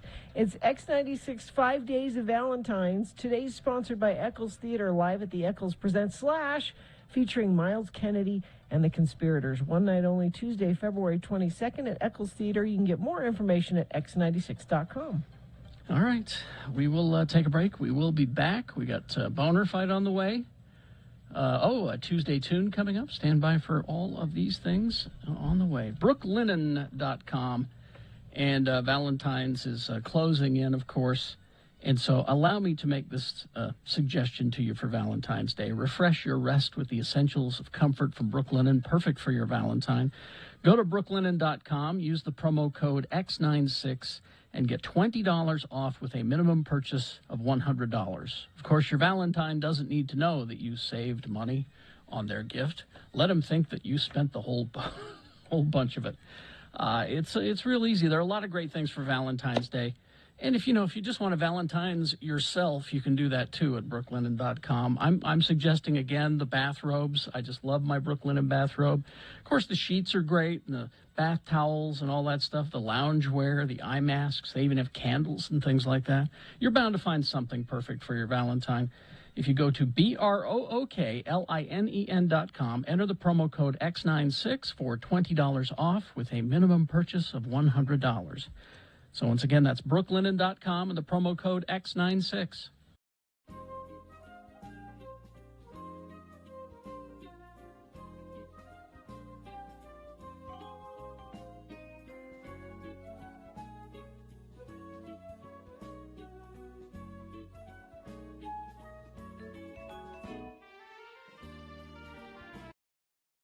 It is the 23rd century. Humans have left the lowly confines of planet Earth and have sought their destiny among the stars. While many things have changed, one constant remains: the need for young men to venture forth and do the work of the Lord.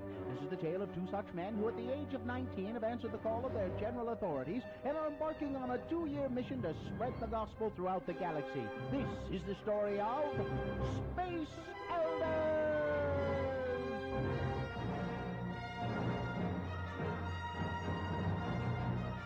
Today, we find our beloved missionaries knocking on the door of a sand crawler on Tatooine. Man, this thing is huge! Who ever heard of a camper being 100 feet long and nearly 60 feet tall? Well, it's not really a camper. It's more like a mobile home. An entire tribe of Jawas call this sand crawler their home. Well, I guess we better introduce ourselves before they decide to move on. Hi there. I'm Elder Chris Jansen, and this is Elder Jensen. Hi. We represent the Church of Jesus Christ of Latter-day Saints. You know, the Mormons. And we was wondering if you had heard of our church and if you'd like to know more about it. Lehigh, I think my universal translator in my name badge is broken. Could you tell me what the little guy said? Well, I didn't understand him either. Oh, no, our translators must not be programmed for Jawa. Now we'll never be able to bring them our message of salvation. Excuse me, sir. Perhaps I could be of some assistance. And I suppose that you speak Jawa. I am a protocol droid, programmed in over 3 million forms of communication. And I suppose that one of those over 3 million forms of communication is Jawa? Oh, Jawa's like a second language to me. You be quiet, R2. I do speak Jawa like a native. Well, then, if you wouldn't mind, could you tell us what they're saying? Talk to them. Utna Bak Chala Elders? He says that they want your hyperbikes. Well, you tell him that we need them to do our missionary work and that we would really need to be going soon, too. Kala Chuk Nakta Zulatem, Elders Lokta Nimboshan. Oh my. What did he say? He says that they will join your church in exchange for the hyperbikes, and they want to keep your name badges too. They want eternal salvation and our hyperbikes? Cool. They get our bikes and we get our first converts. What a deal. I mean, there must be 2, maybe 300 Jawas on board this piece of junk. I mean, we could convert them all. Butch, those hyperbikes don't belong to us. They belong to the church. And so will the Jawas after we baptize them. Could this be it?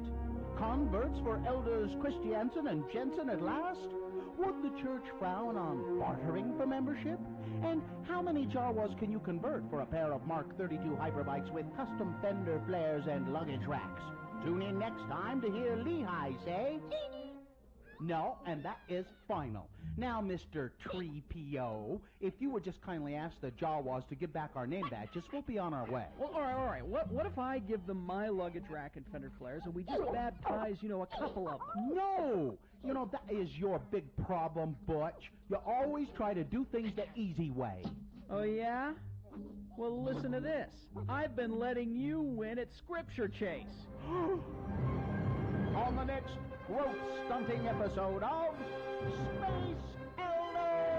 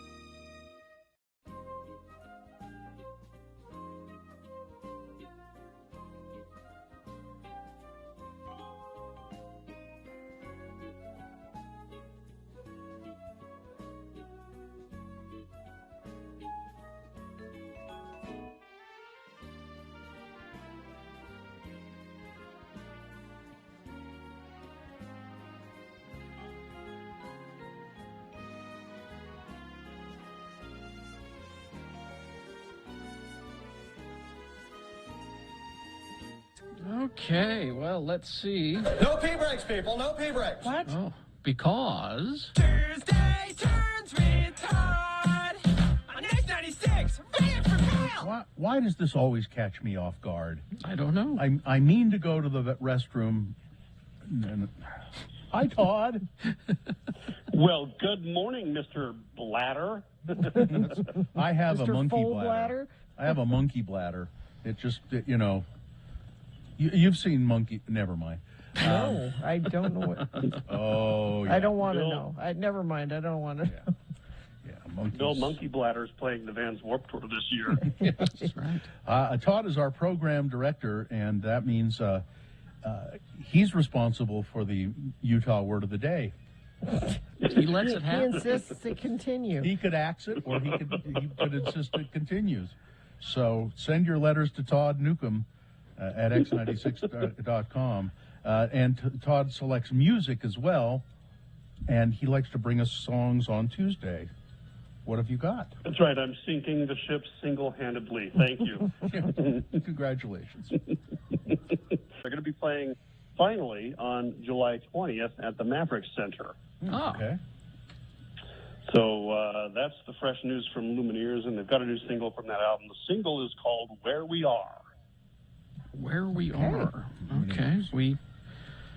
Utah loves the Lumineers, and so I'm sure they'll do just fine with their concert. But Tuesday Tunes with Todd from the album Bright Side. It's the Lumineers, their latest, Where We Are, X96.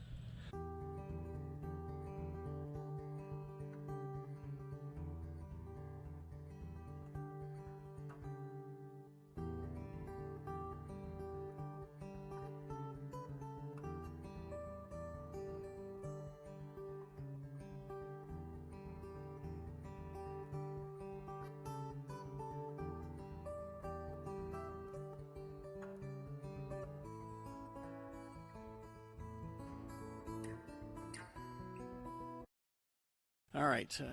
Gina, you've had a question? Oh, I thought Bill had a story, but I do, but go ahead and ask your question, and then maybe I'll do my story. My husband does most of the shopping, and he came home with this yesterday. Okay. And you guys may know, or I'm hoping friends of the program may know, at x96.com/live, he bought something called banana sauce. Have you guys ever heard of banana sauce? You put that on your banana. He's gonna surprise you later on. You should not have. Should have been snooping in the groceries. But so it's clearly not made from bananas because it's red. So it's not like mushed up bananas. That doesn't mean it's not made from bananas. Well, what do the ingredients say? Let's see. Ingredients: water, sugar, banana. Oh, it is. Yeah. So, but it's red. Let's keep going. There's Gina once again, the inquiring mind. Well, it can't be a banana. Does this look like it's made from bananas? It doesn't.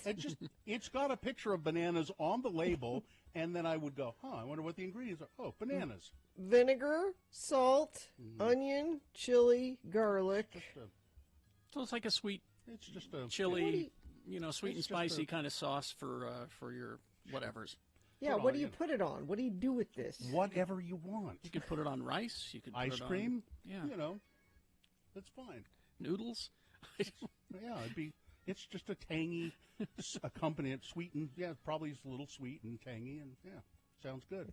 It's a product of the Philippines. He probably saw it and thought, I'd like to try that. Mm-hmm. Rather than, well, that doesn't look like bananas. So, you married a man with an inquiring mind so that you didn't have to have one. Yeah, I don't know that I will ever consume banana sauce. Here's an odd story for you.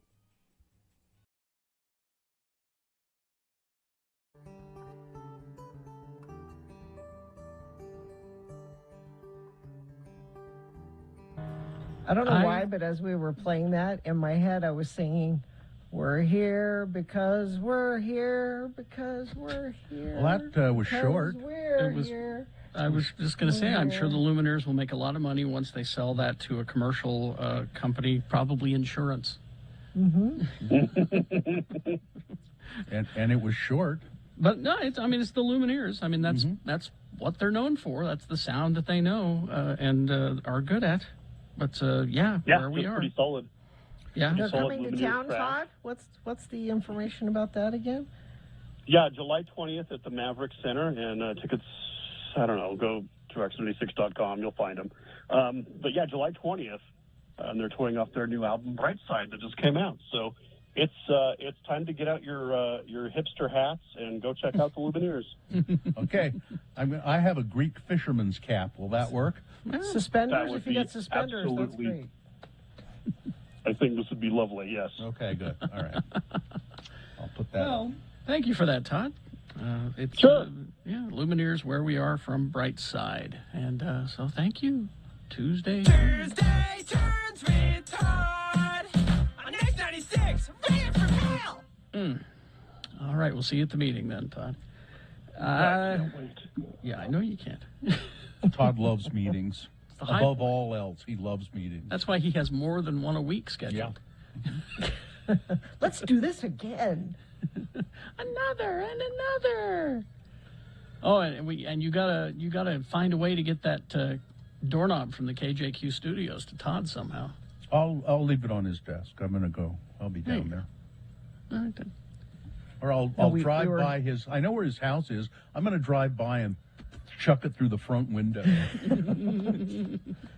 While we were talking to Todd, we could kind of hear his wife working in the background because he's at home, and it reminded me of a couple days ago when we were talking about Tommy Lee's penis on our show. Wait a minute. Why would his wife remind you of Tommy Lee's penis? Well, because we were talking about that Pam and Tommy TV show. Yeah. And we were on here talking about the fabulous animation that was part of that show. And just on the other side of this wall, my husband was working from home, and he was on the phone with Egypt, and I was worried the whole time that they were going to hear penis talk while we in were... Egypt? Well, they wouldn't understand it. Well, he was speaking in Egyptian code, wasn't he? To his cell in Egypt. Like, we have very different jobs, you and I. When you went to Egypt, did you tour any of the sites? Any of the? Yeah. So we went there when my father-in-law passed away. We went there for his funeral, and I had just had Muhammad, but we didn't want to take him. I mean, he was a year old. He wasn't a baby, but so I was only gone for 3 days.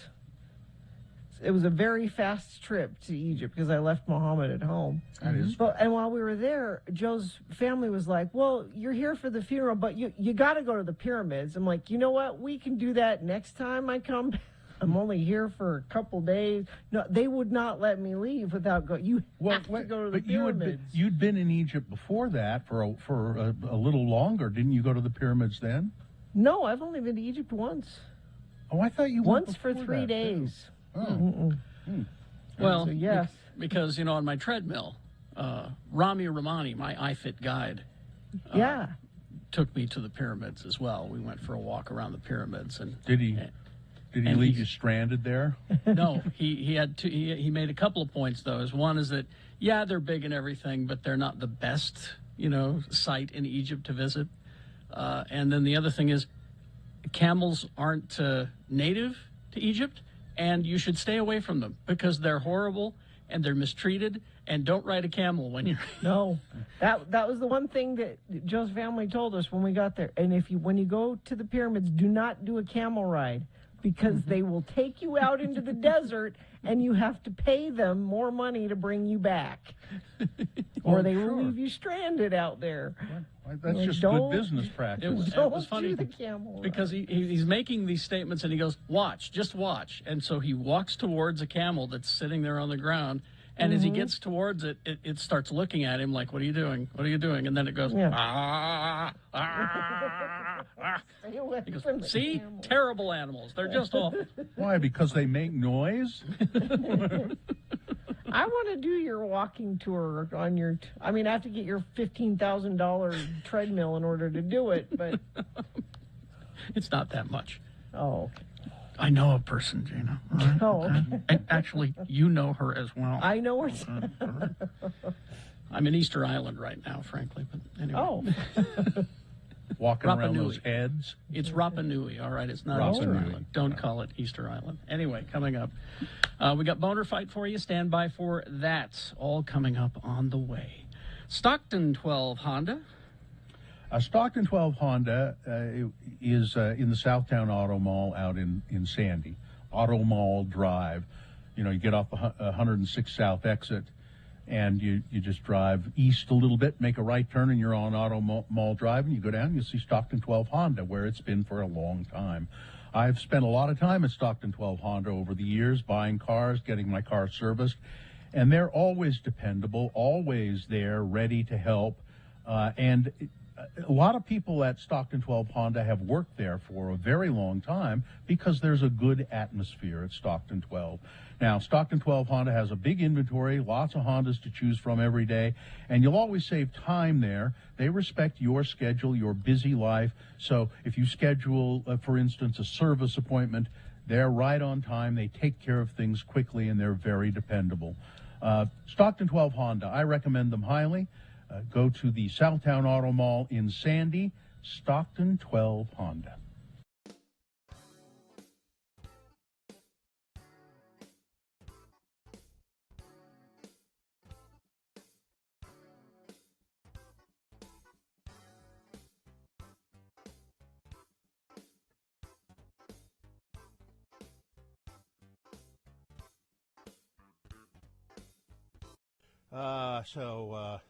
I'm really excited to, I was worried about not being able to get fudge from my usual sources, but apparently I can get your fudge usual online. Fudge Well, source? I like to go around to holiday boutiques, and buy my Christmas fudge. And, but since normal fudge tunnels have been closed these years. That's true. And but apparently I can get my holiday fudge, and I'm hoping Pinoche as well. online. Online fudge, I think, is. But is it local fudge? Yes. Because you want the local fudge. You don't want... I think there's a way I can get local fudge online. That's what I'm hoping. But you know, I like to go around to the holiday boutiques and I'll buy some thumbprint cookies and, you know, holiday fudge. Do you like nuts in your fudge, or are you just straight ahead fudge? I like corn. I'm sorry. We're just going to leave you hanging there on that one. Yeah, I'm sorry. I don't know. That was terrible. We're just going to let you. There's a body in the street, and we're walking away from it. That's just nuts, nutty fudge. Nutty fudge is okay. Yeah, just don't overdo it with the nuts and the fudge. But I don't understand fudge. You've been going on and on about it, and you don't get it? I don't understand it. It's like you're eating a giant square of frosting. Yeah. Right? I mean, it's for people who don't like brownies. You can't eat a lot of fudge. Fudge is like it's like that much. Side tiny. It's like a mouthful, and that's all you need. You know, there's fudge in the Biden White House. Yeah. Let's see. Well, I you mean there will be, because there's there not a will Biden be, White House. Well, yet. in the cabinet. There's the promise of fudge. There is fudge in the cabinet, in Biden's cabinet. There's a director or secretary Marcia Louise Fudge. Oh, okay. She's an American politician. She's in the House of Representatives, but I think she's been asked by Biden to be Agriculture Secretary. Well, that's perfect. Although fudge isn't something you farm. Well, in my case it is. Well, no, it's mined, isn't it? So. Yeah, got a fudge mine. Mining for fudge. Yeah, drill for it sometimes. The fudge caves. You can either drill for it or mine for it. Oh, there's a cave. There's caves. There are fudge caves, yeah. Yes. Those are very, very rare, but that's natural fudge. It's hard to. That's the best kind.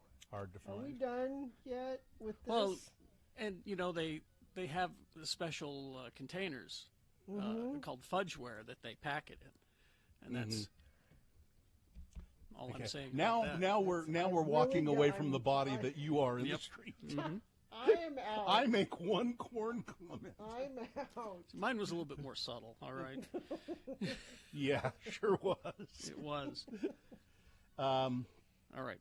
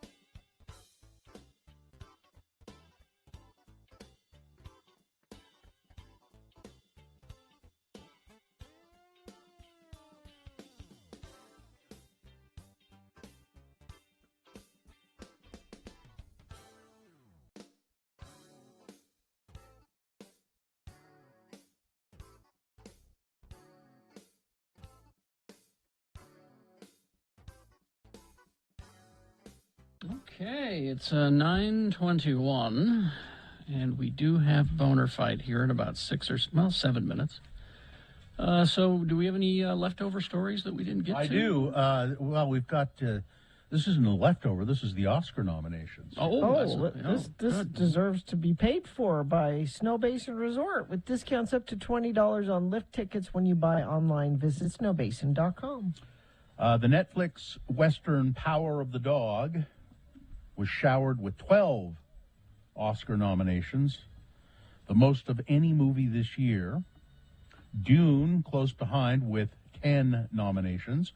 West Side Story and Belfast each got 7 nominations.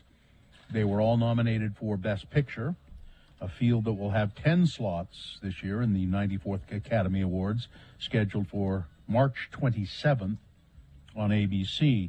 The other Best Picture nominees are Don't Look Up, which I liked. Licorice Pizza. I want to see. Coda. I don't know what that is. That's the deaf parents. Oh, yeah. Daughter can sing, and I don't know parents what are King deaf. Richard is either. That's the Williams, Serena Venus Williams' dad. It's Will Smith as story. Serena's dad. It was pretty good. And then Nightmare Alley, which I really want to see. And That's Guillermo del Toro. And a surprise nomination, the Japanese film, and I hear it's very long, it's over 3 hours long, Drive My Car. Ooh. That was nominated for Best Picture. That's a commitment. There were 2 real-life couples. This is history making. Never happened before. Oh, yeah. 2 Now, couples I know both nominated. I bet Jesse Plemons and Kirsten Dunst probably. Yep. For Power of the Dog. And Javier Bardem and Penelope Cruz were both nominated. Directors. The Jane Campion, who directed Power of the Dog, she directed years and years ago that piano movie. The Piano. Is it called The Piano? Yeah. Yeah. With Holly Hunter.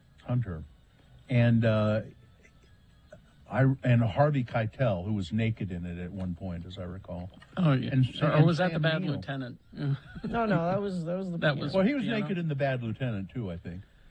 And he was a bad lieutenant. But I really liked that movie. It was they should have called it The Horrible Horrible, no good lieutenant. 2 things. First of all, Spider-Man No Way Home, not in Best Picture, rigged. Okay. But I honestly thought Nicolas Cage would be nominated for Pig. I really did. Actor in a leading role, Will Smith for King Richard, Bumber Hootadooch for The Power of the Dog. Which he'll win, I think. Andrew Garfield, boom. Denzel Washington, The Tragedy of Macbeth, that will win. Yeah, it could be. Yeah. I think because they want to. That's high art. Mm-hmm. Let's give it. It's the Coen brothers and Shakespeare and Denzel. It's not the Coen brothers. All the things. Oh, I thought it was the Coen brothers. No, it's one Coen brother. It's a Coen brother. A Coen brother. Yeah, okay. Joel Coen. And actor in a supporting role. This guy is great. You saw Power of the Dog, yes, Carrie? Yes, you did. Cody Schmidt-McPhee. He played the Is he the kid? Yeah, he was really yeah. good. Yeah, okay. Yeah, he'll do well. Troy Kotzer in Coda. Kieran Hines in Belfast. Jesse Plemons, Power of the Dog. And J.K. Simmons being the Ricardos. Let me tell you, Rick. Hey, Rick. I need to see Fred that. Mertz. It was pretty good. Actress in a leading role we didn't do yet, did we? No. Olivia Colman, The Give it Lost to her. Daughter. I don't know. Whatever that. she did. I haven't seen it, but give it to It's her. a Netflix thing. Yeah. Nicole Kidman being the Ricardos. Jessica Chastain, The Eyes of Tammy Faye. Which was okay. Penelope Cruz, Parallel Mothers. And the person who will win, Kristen Stewart for Spencer. You think? Yeah. Mm. She's got all the buzz about it. She's that's my guess. We ought to go through and make predictions and see how we should. do. We need to fill out our ballots. Yeah. We need a form of some kind. Then in supporting actress Kirsten Dunst, as we said, for Power of the Dog, which is really good.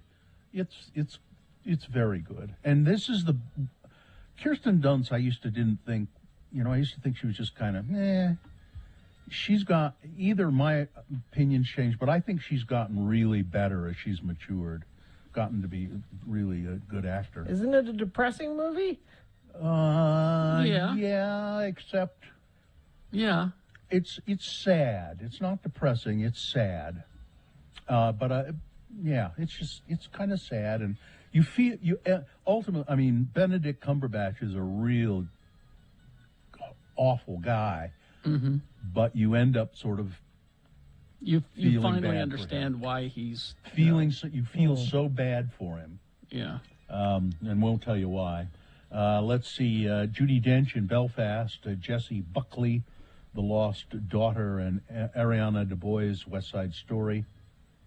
Let's see, we didn't do director yet. Well, let me get that. I know Steven Spielberg here. Oh, yeah. Jane Campion for Power of the Dog. Paul Thomas Anderson, Licorice Pizza. Kenneth Branagh, Belfast. Steven Spielberg, West Side Story. And Ryusuke Hamaguchi for Drive My Car. Of course, you know who Paul Thomas Anderson is married to? No. I can't think of her name now. Even you don't know. No, he's genuinely asking. You know? I'm having a hard time remembering names lately. It's just killing me. It's killing me. She was on Saturday Night Live. She's really funny. Maya Rudolph? Maya Rudolph. Oh, is that right? Okay. Yeah. They're married. Or they may not be married. They have kids, though. I know that. Quite a few, I understand. Yeah. Let's see. Anything else we need to look at? Yeah, they have 1, 2, 3. They have 4 kids. Animated feature film nominated, which there used to be no category for that, but since animation has become such a big deal, Encanto, Luca. Now, this one, I understand, is great, and I think you saw it, Carrie. Mitchell's versus the Machines. I really enjoyed the hell out of that, and nobody was. I'm happy that it got nominated because it's just not getting the buzz that some of these others do. Luca was really good. What's that about? It's about these sea monsters. Fish, yeah, I guess they're sea monsters. Who, when they're out of the water, Italian sea monsters. They're Italian sea monsters. Right. I have. When they're out of the water, they're little boys. Yeah, I think that's covering the most of the. Yeah, if you haven't seen Mitchell's versus the Machines, it's on Netflix, and go take a look at it. We should do original song because it's the stupidest category of all the categories, and the Academy Award ceremonies over the years, they always have some stupid production number. Well, we could, but we don't talk about Bruno, so. Yeah. Down to Joy from Belfast. Dos Oruguitas from Encanto. Oruguitas. Somehow You Do from 4 Good Days. Be Alive from King Richard. And No Time to Die from No Time to Die. Why isn't Which it we is don't talk Billie about Eilish. Bruno? Why don't they do that? Because you don't. Because we don't talk about Bruno. Oh. He's a loser. That's, he's troubled. Yeah. He's troubled. Who sang the No Time to Die? Do we know? Billie Eilish. Oh, that's right. Yeah. It's Bonafide with Radio from Hell on X96.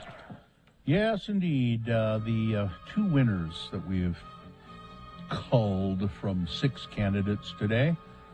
And I think both choices, I agree with both choices. Sometimes I don't agree, but this time I do. Number 1 is I think I may have gotten God's timing wrong. If God could be wrong, he's not. Maybe I should just stop talking. The Latter-day Saint leader Brad Wilcox for his comments about race. We won't go over them again. If you didn't hear it or you hadn't heard about it. Yeah. Find them online. Yeah. Going up against Kevin Sorbo, Hercules. Oh, my little Hercules. He made a comment about vaccines. He was trying to troll the libs when he said, if the shots were given away for free because they're life-saving, why isn't insulin free, huh? Why isn't chemotherapy free, huh? How about EpiPens, huh? Well, they should be. Yes, they should be. We agree with you, Kevin. Kevin Sorbo wants universal health care for all. So that's right. number 2. There you go. You've got to decide of these 2 candidates, which one is the worst, which one deserves to be Boner of the Day for today. 1 or 2, put that single digit of the one that you think should win in the message of a text. Text that to 33986. Quick and easy. Or you can call the producer's booth at 877-602-9696 using your voice. or going online at x96.com. Once the page loads, refresh your internet browser because we just put the box up that says Boner Fight February 8, 2022. You can vote there. All right? So you have until the end of these messages. This is Boner of the Day. The music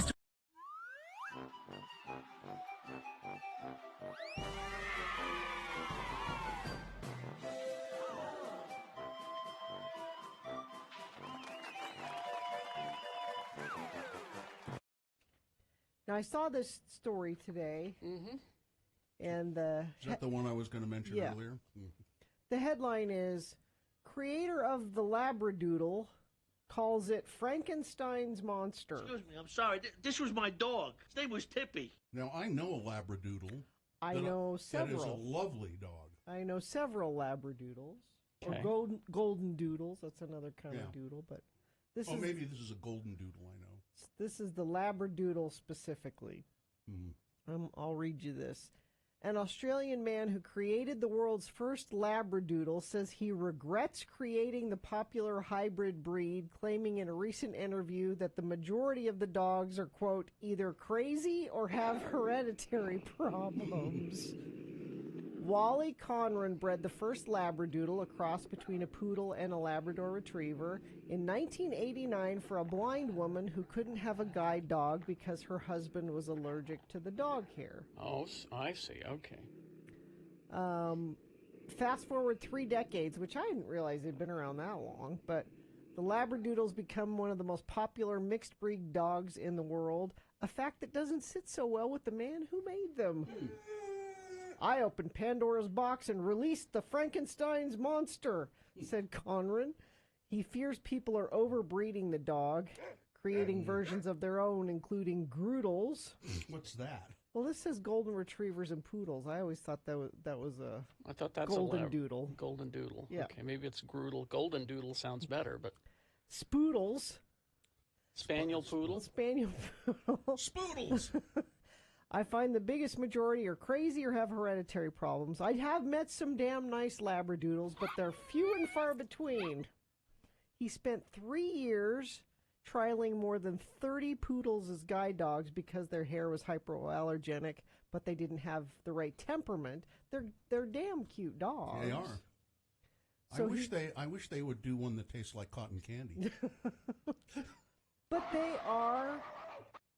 they're everywhere. They are... Well, and apparently we haven't known that they're crazy. Yeah. Well, the one I know, I don't know him well, but it belongs to Luba and Nome. His name is Leo because he looks like a lion. Is he? So I think he's a golden doodle. Maybe so. He's got floppy ears. I'm looking at pictures here. I don't know. They look sort of the same to me. But he's got that curly hair though. Well, that's the poodle. That's the oodle part of it. The oodle. That's why they do it. Is they don't shed, and usually poodles are good for people. I don't remember which one he is, but he's a very nice dog. But I wanted to say on the record that I don't go for the doodle. No doodle? No, You don't like the doodles? I have a golden retriever. I have the old school dog. I don't cotton to the mixing of oodles and doodles. Are you a racist? No, You're a racist. This is misogynist. You're a misogynist.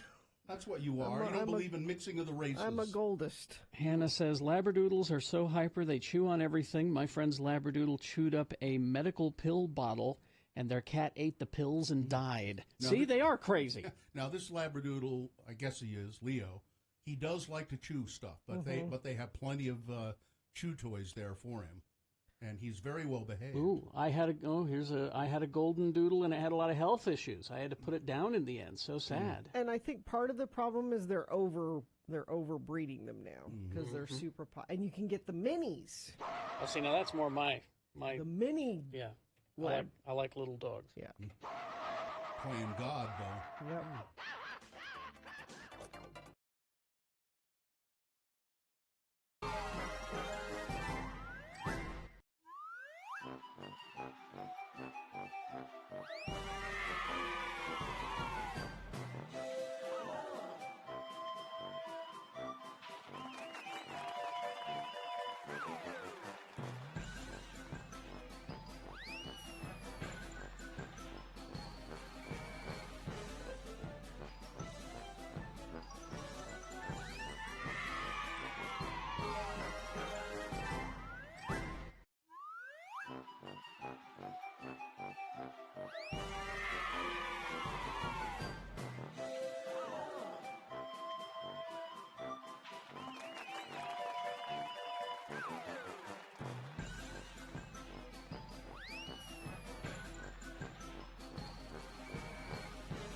All right, let's award Boner of the Day. And it's brought to you in part by a chicken and asparagus and soba noodle stir fry. And Valentine's Day is the big game of romance. You always go with the best players. That would be Lim Jewelers and their selection of exquisite gemstones. Go team, go to limjewelers.com. Boner candidate number one, I think I may have gotten God's timing wrong. Well, I mean, if God could be wrong. And I said this about black people. You know, I should just not talk anymore. Yeah. Latter-day Saint leader Brad Wilcox, he has apologized poorly, not only to everyone, but to his black friends for the comments he made. That's number one. Number two, Kevin Sorbo, Hercules, apparently wants universal health care for everybody, but not really. He's just dumb. And the clear-cut winner was Boner candidate number one, Brad Wilcox. Really? Okay, there you go. Okay. It's your Boner of the Day for today, February 8, 2022, now qualified to be Boner of the Week. You know, I get this mixed up sometimes. So Kenneth Branagh was married to Emma Thompson. Yes. And they were married of like 10 or 12 years, something like that. And then Kenneth Branagh was directing a movie that had Helena Bonham Carter in it. And he began an affair with Helena Bonham Carter and Emma Thompson, who I just love. I think she's great. Emma Thompson said, well, I'm not having any of that. And she divorced him. Yeah. And I've always been kind of mad at Kenneth Branagh because he dissed that wonderful woman. But I get him mixed up with Ralph Fiennes. He was married to another really incredible person, Alex Kingston. And they were married for quite a while. And then Fiennes began an affair with his Hamlet co-star, Francesca Innes, and he left Alex Kingston for her. And I've always been kind of pissed off at him. It's just a bunch of British men behaving badly is what... But I mean, two fantastic women. Alex Kingston, she was on one of the doctor shows. She was always great in that. She was on Doctor Who for a while. She was really good in that. I mean, she's just incredible. Oh, she's just incredible. And yet, not good enough for Ralph Fiennes, apparently. Or too good. Maybe too good. Maybe that's it. I'm guessing both these women are better off. That's probably true. You know who the loser is in this? Helena Bonham Carter. Yeah, she's not with Branagh anymore. No, she's with Tim Burton. Still? Are they still together? Oh, they broke up? No. Oh, Katie says they broke up, too. Katie's got her tattooed on her body, so she knows everything you want to know about Helena Bonham. So Helena Bonham Carter, who's she with now, Katie? She's not, that I know of. I believe that she and Tim are co-parenting together. That's it. But they were never married. They were only together, and then they separated, but they're co-parenting nicely. She's gone back to her original profession. That's being an ashtray. You be nice. Hey. Katie's going to get mad at you. Hush. I love her dearly. She always look... You know, Bill, you've not seen Fight Club. No. But she in every scene. Yeah. No, is smoking. Oh, yeah. I kid. She's not my favorite actor, but I have seen her in stuff that I liked her in. Big Fish, for instance. That Sweeney Todd, she's good in, and she's good in Fight Club too. She takes on Mrs. Lovett perfectly, I think. Yeah, I always say this when it comes up. If you haven't seen the movie Big Fish, Katie, with I love Big Fish. I own it. It's not a well-known movie, and I don't know why. It's Tim Burton and it's really one of his best movies ever. I would agree. And yet nobody, pays any attention to it. According to last year, I don't know if this is still true, she had a boyfriend who is a Norwegian writer and art historian named Ray Dag Holmboe. Oh, yeah, he's a smoker. He's Holmboe? He's a smoker? He's a smoker. I thought you were going to say he's a smoke show. Yeah, Tyler in the chat room. Helena Bonham Carter is dating, this is very inside, the wizard that lives in Alan Moore's beard. There you go. Oh. Good for them. I hope they're happy. None of your opinions will ever change my love for that woman. Well, why should it? No. Yeah, I actually even liked Helena Bonham Carter in that Planet of the Apes. Yeah, she was good in, she was good in that. She was good. I liked that Planet of the Apes. I did too. Am I the only? No, I Katie totally and I are did. the only people that liked that. I did not care for it at all. I didn't hate it, but I didn't love it. The Paul best part, Giamatti? Paul Giamatti as the orangutan was great. But the best part was that little kid gorilla was the best part, where he throws a rock and goes, "Human lover." Jeez. I need to rewatch that. It's been so long. It was not good. No, Tim Roth is the general gorilla, he not was gorilla. scary. He was a chimpanzee. Yeah. But the movie wasn't good. Movie not good. It's the Mark Wahlberg factor. Probably. Yeah. I think I might have liked it better if it wasn't him. Yeah. If you'd have recast it. Yeah. I think so. See, I watched that movie before I knew the people. He really did drag that movie down. Anyway, all right. Let's take a break and we'll crawl towards the exits. Coming up after these, stand by. Harmons for Valentine's. Well, you can't go wrong with Harmons. Today's the last day for the floral delivery thing. Yeah, free delivery for orders over $60. How do you get that? Well, you go to harmonsgrocery.com and use the code FREEDELIVERY60, and you can order your flowers there. But then after you do that, you should still go to the store. Oh, yeah. I'm going to go there today because for Valentine's Day, I'm going to get my wife one of those big packs of Harmon's hot dogs that are all strung together. You can do that. I like the toffee from V's chocolate. I could just I have to only buy the small container because if I get a bigger one, I'll just eat the whole thing. They have everything you could possibly want for Valentine's Day. The flowers, of course, and again, today's the last day for delivery on orders over $60. Go to harmonsgrocery.com for that. Use the code FREEDELIVERY60. That's FREEDELIVERY60. Dip strawberries. Are they started the dipping? Let's see. They start on the 11th. On the 11th, they start dipping the strawberries. So share the love. Stop by your local Harmons today.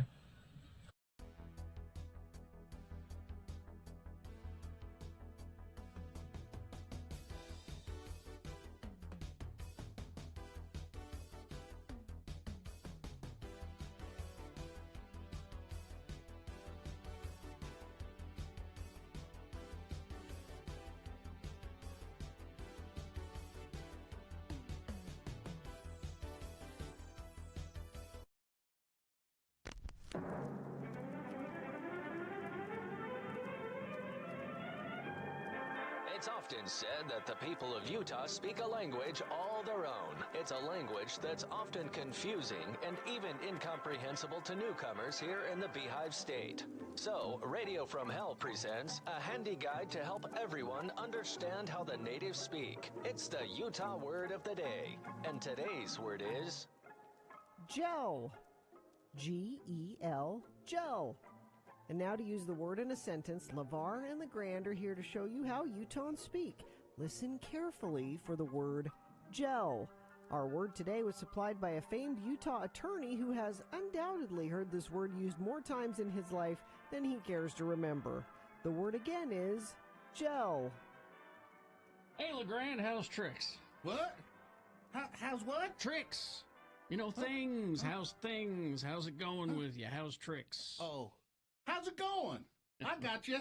How's it going? I asked you first. What? How it's going, that's what. I just asked how's it going, then you... Never mind. What's wrong with you? Well, sure. I mean, no doubt I'm just fine. I'm a little distracted, maybe. Who wants to know? Never mind. What's got you so distracted, Legrand? Well, I was speaking on the phone with my uncle down to Moab. My Uncle Legrand. I'm LeVar. You're Legrand. That's the... So's my uncle. Huh? Yeah, Legrand Peterson. He owns a small gravel pit down to Moab. Wait a second. Ain't you Legrand Peterson? No, I'm Legrand Peterson. He's Peter S-E-N. I'm Peter S-O-N. Well, hell, that's confusing. Not to us. But anywho, he wants me to come down to Moab, help him catch some appliance dumpers. Some what? Someone has been dumping old appliances into his gravel pit. Oh. And he can't catch them. There's like 10 old fridges there and more every couple of days. So my uncle Legrand will have to pay to have them all hauled away. And that's going to get expensive. But if he can catch who's doing it, maybe he can get reimbursed. And if not, well, he's just going to have them thrown in jail. I guess illegal dumping can get you jail time. It's jailable, all right. So long as the jails down there ain't full. Yep. But I got a few things to take care of first. Hey, LeVar, I just noticed your hair looks kind of different. You using some kind of junk in it? Yes, my wife made me try it. It's some kind of new hair gel. Join us again some other time as we examine how the Utah natives speak with the Utah word of the day.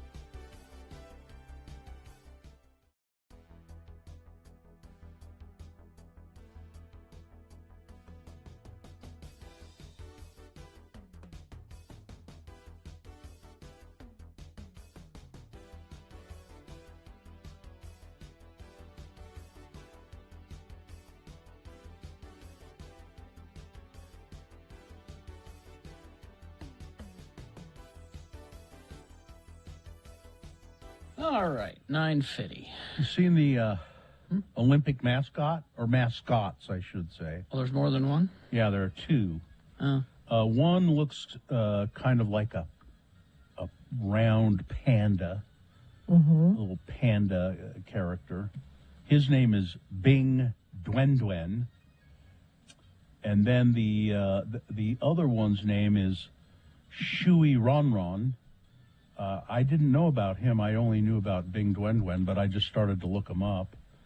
And Bing Dwen Dwen is the official mascot. I don't know what role Shui Ron Ron has to play in it, but Bing Dwen Dwen, his name actually means something. Bing is Chinese for ice, and Dwen Dwen means robust and lively. Lively ice? Robust and lively. I presume on the ice is what I think they're trying to go for.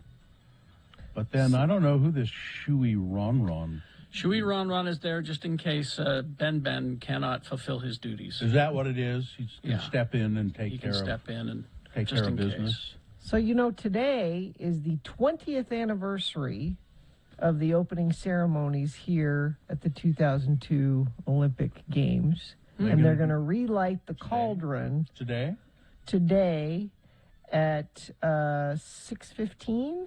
I think this says, and it's out in front of the Rice-Eccles Stadium. Unless you're hearing this on Wednesday morning, then you missed it. Then it happened already. But yeah, 20 years ago, we were doing our shows. So we had a deal with Budweiser. Mm-hmm. And throughout the Olympics, we did our shows from Galvin. Budweiser took over the Galvin Plaza for the whole Olympics. Yeah. And we did our shows from a big tent there in February. It was nice. It was actually, it warm wasn't. It wasn't bad. It was. You hear that? Budweiser took over the Galvin Plaza, and we survived, folks. Yeah. Did any of you guys get to hold the torch? No.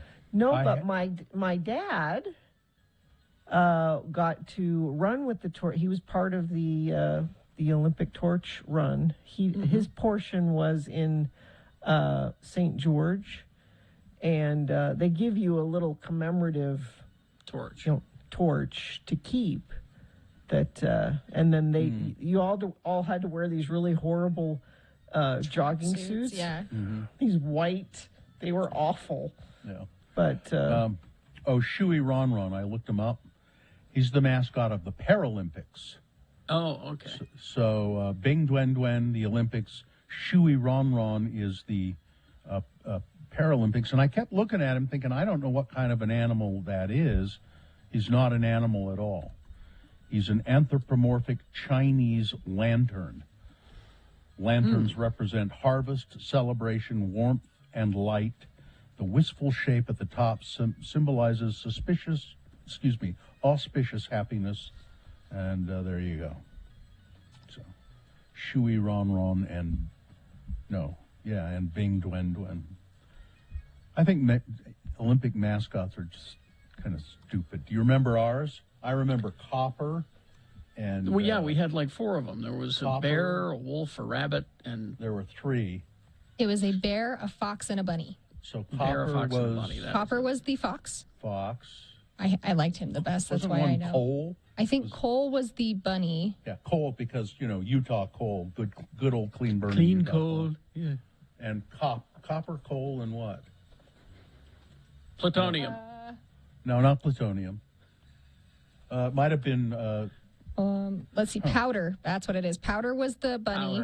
Coal was the bear, and then Copper was the fox. Yeah. I had all of them when I was little. I had all those. I kept hoping that I voted for one that would be Cubit Zirconium, but they didn't go for that. They're always just kind of silly, I think. Well, I mean, that's kind of the whole point. I mean, is it? I guess. No, I think the whole point is that so you can sell plushies. Well, there's that. Yeah. What will the kids like? Yeah. Yeah. Yeah, that's. Well, I hope to meet Bing Dwen Dwen in person sometime. He's very personable looking. So. I was Googling to try to find a picture of my dad with the holding the torch. And I couldn't find one, but somehow this old article by Lynn Arvey came up, who was a radio editor at the Deseret News. This is from May 17th, 1996. So he used to write a weekly column about everything that happened in radio. It was a really exciting column that nobody read. We read it. Except people in radio. Let me tell you what the radio happenings were. Carrie and Bill... That's us. Discussed a Disneyland visit on Tuesday morning. John and Dan talked about warm weather household injuries. Yeah. And Woody and Barberi. Oh. Yeah. That's you and Woody, whoever he was. Had a baby talk guessing contest. What is that, Gina? So I used to do this thing. So this is a morning show I did for 5 minutes a long time ago that was horrible. That we rescued Carrie you and from. Bill rescued me from. And Jim Facer. Jim Facer rescued me. Thank you, Jim. But we did this thing. So my nephew was a baby, and he would, how babies baby talk, and it's hard to understand what they were saying. I would record him saying things, And people would call in and try to guess what it was that he was saying. And if they guessed correctly, they'd get a prize. So an elaborate, what's that sound? Exactly. I think we should do that again. How old is he now? He's 28. Well, let's see if he'll be up for it. Well, it shouldn't be baby talk. I think it should be drunk talk. I think we should find, some ramblings of drunks and Does he drink? And decipher what they say. I don't know if he drinks enough to do that. But Well, let's see if we can get him to drink he enough might to be do that. game. All right. Let's do the promo and get out of here. Hang on. Where did it go? There it is, right there. Coming up on Wednesday's Radio from Hell show. The X96 5 Days of Valentine's giveaway is going on this week, so get your phone ready, get your ear up to the radio at 7 a.m. for your chance to win. But just before that, it's things that must go at 6:45. We know you have more things to bitch about, so send your bitches, your must goes to radiofromhell at x96.com. And then our doctor friend, Dr. Michael Cobble, will be with us at 7:45. He'll answer questions about COVID and the vaccines, so you better get ready to call in. It's all happening on Wednesday's Radio from Hell show on X96. Okay, let's see. Bing, Dwen. There's let's see, Janet Jackson. I thought the new documentary would be quite boring for a lot of people, and it kind of is. I heard that, I heard it's like a 2.5 hour documentary or whatever it is, and she reveals almost nothing. Yeah, She's a very private person. I mean, so what's the point? Yeah, it's like behind the scenes footage, and it reminds you, oh yeah, I had that album and that was good. That's what I kept doing through the whole thing. I'd be like, oh, I had that album. That was a good album. But she doesn't do anything anymore, does she? She's got something going, I thought. I mean, I haven't finished the documentary, so I don't know. Let's see. Klaus Mine says rock and roll is alive and well. You'll be happy to know. Oh, good. Klaus would know. Klaus would know. Yeah. All right. So I think we got that. We're good. Fine job as always, Katie. Live long and prosper, bitches. Oh, don't you know who I am? I think Nebo Queen's a hit, Carrie. I think it's a hit. Denver will be very excited to spend his 3 cents that he gets when it streams on Spotify. Corey is next.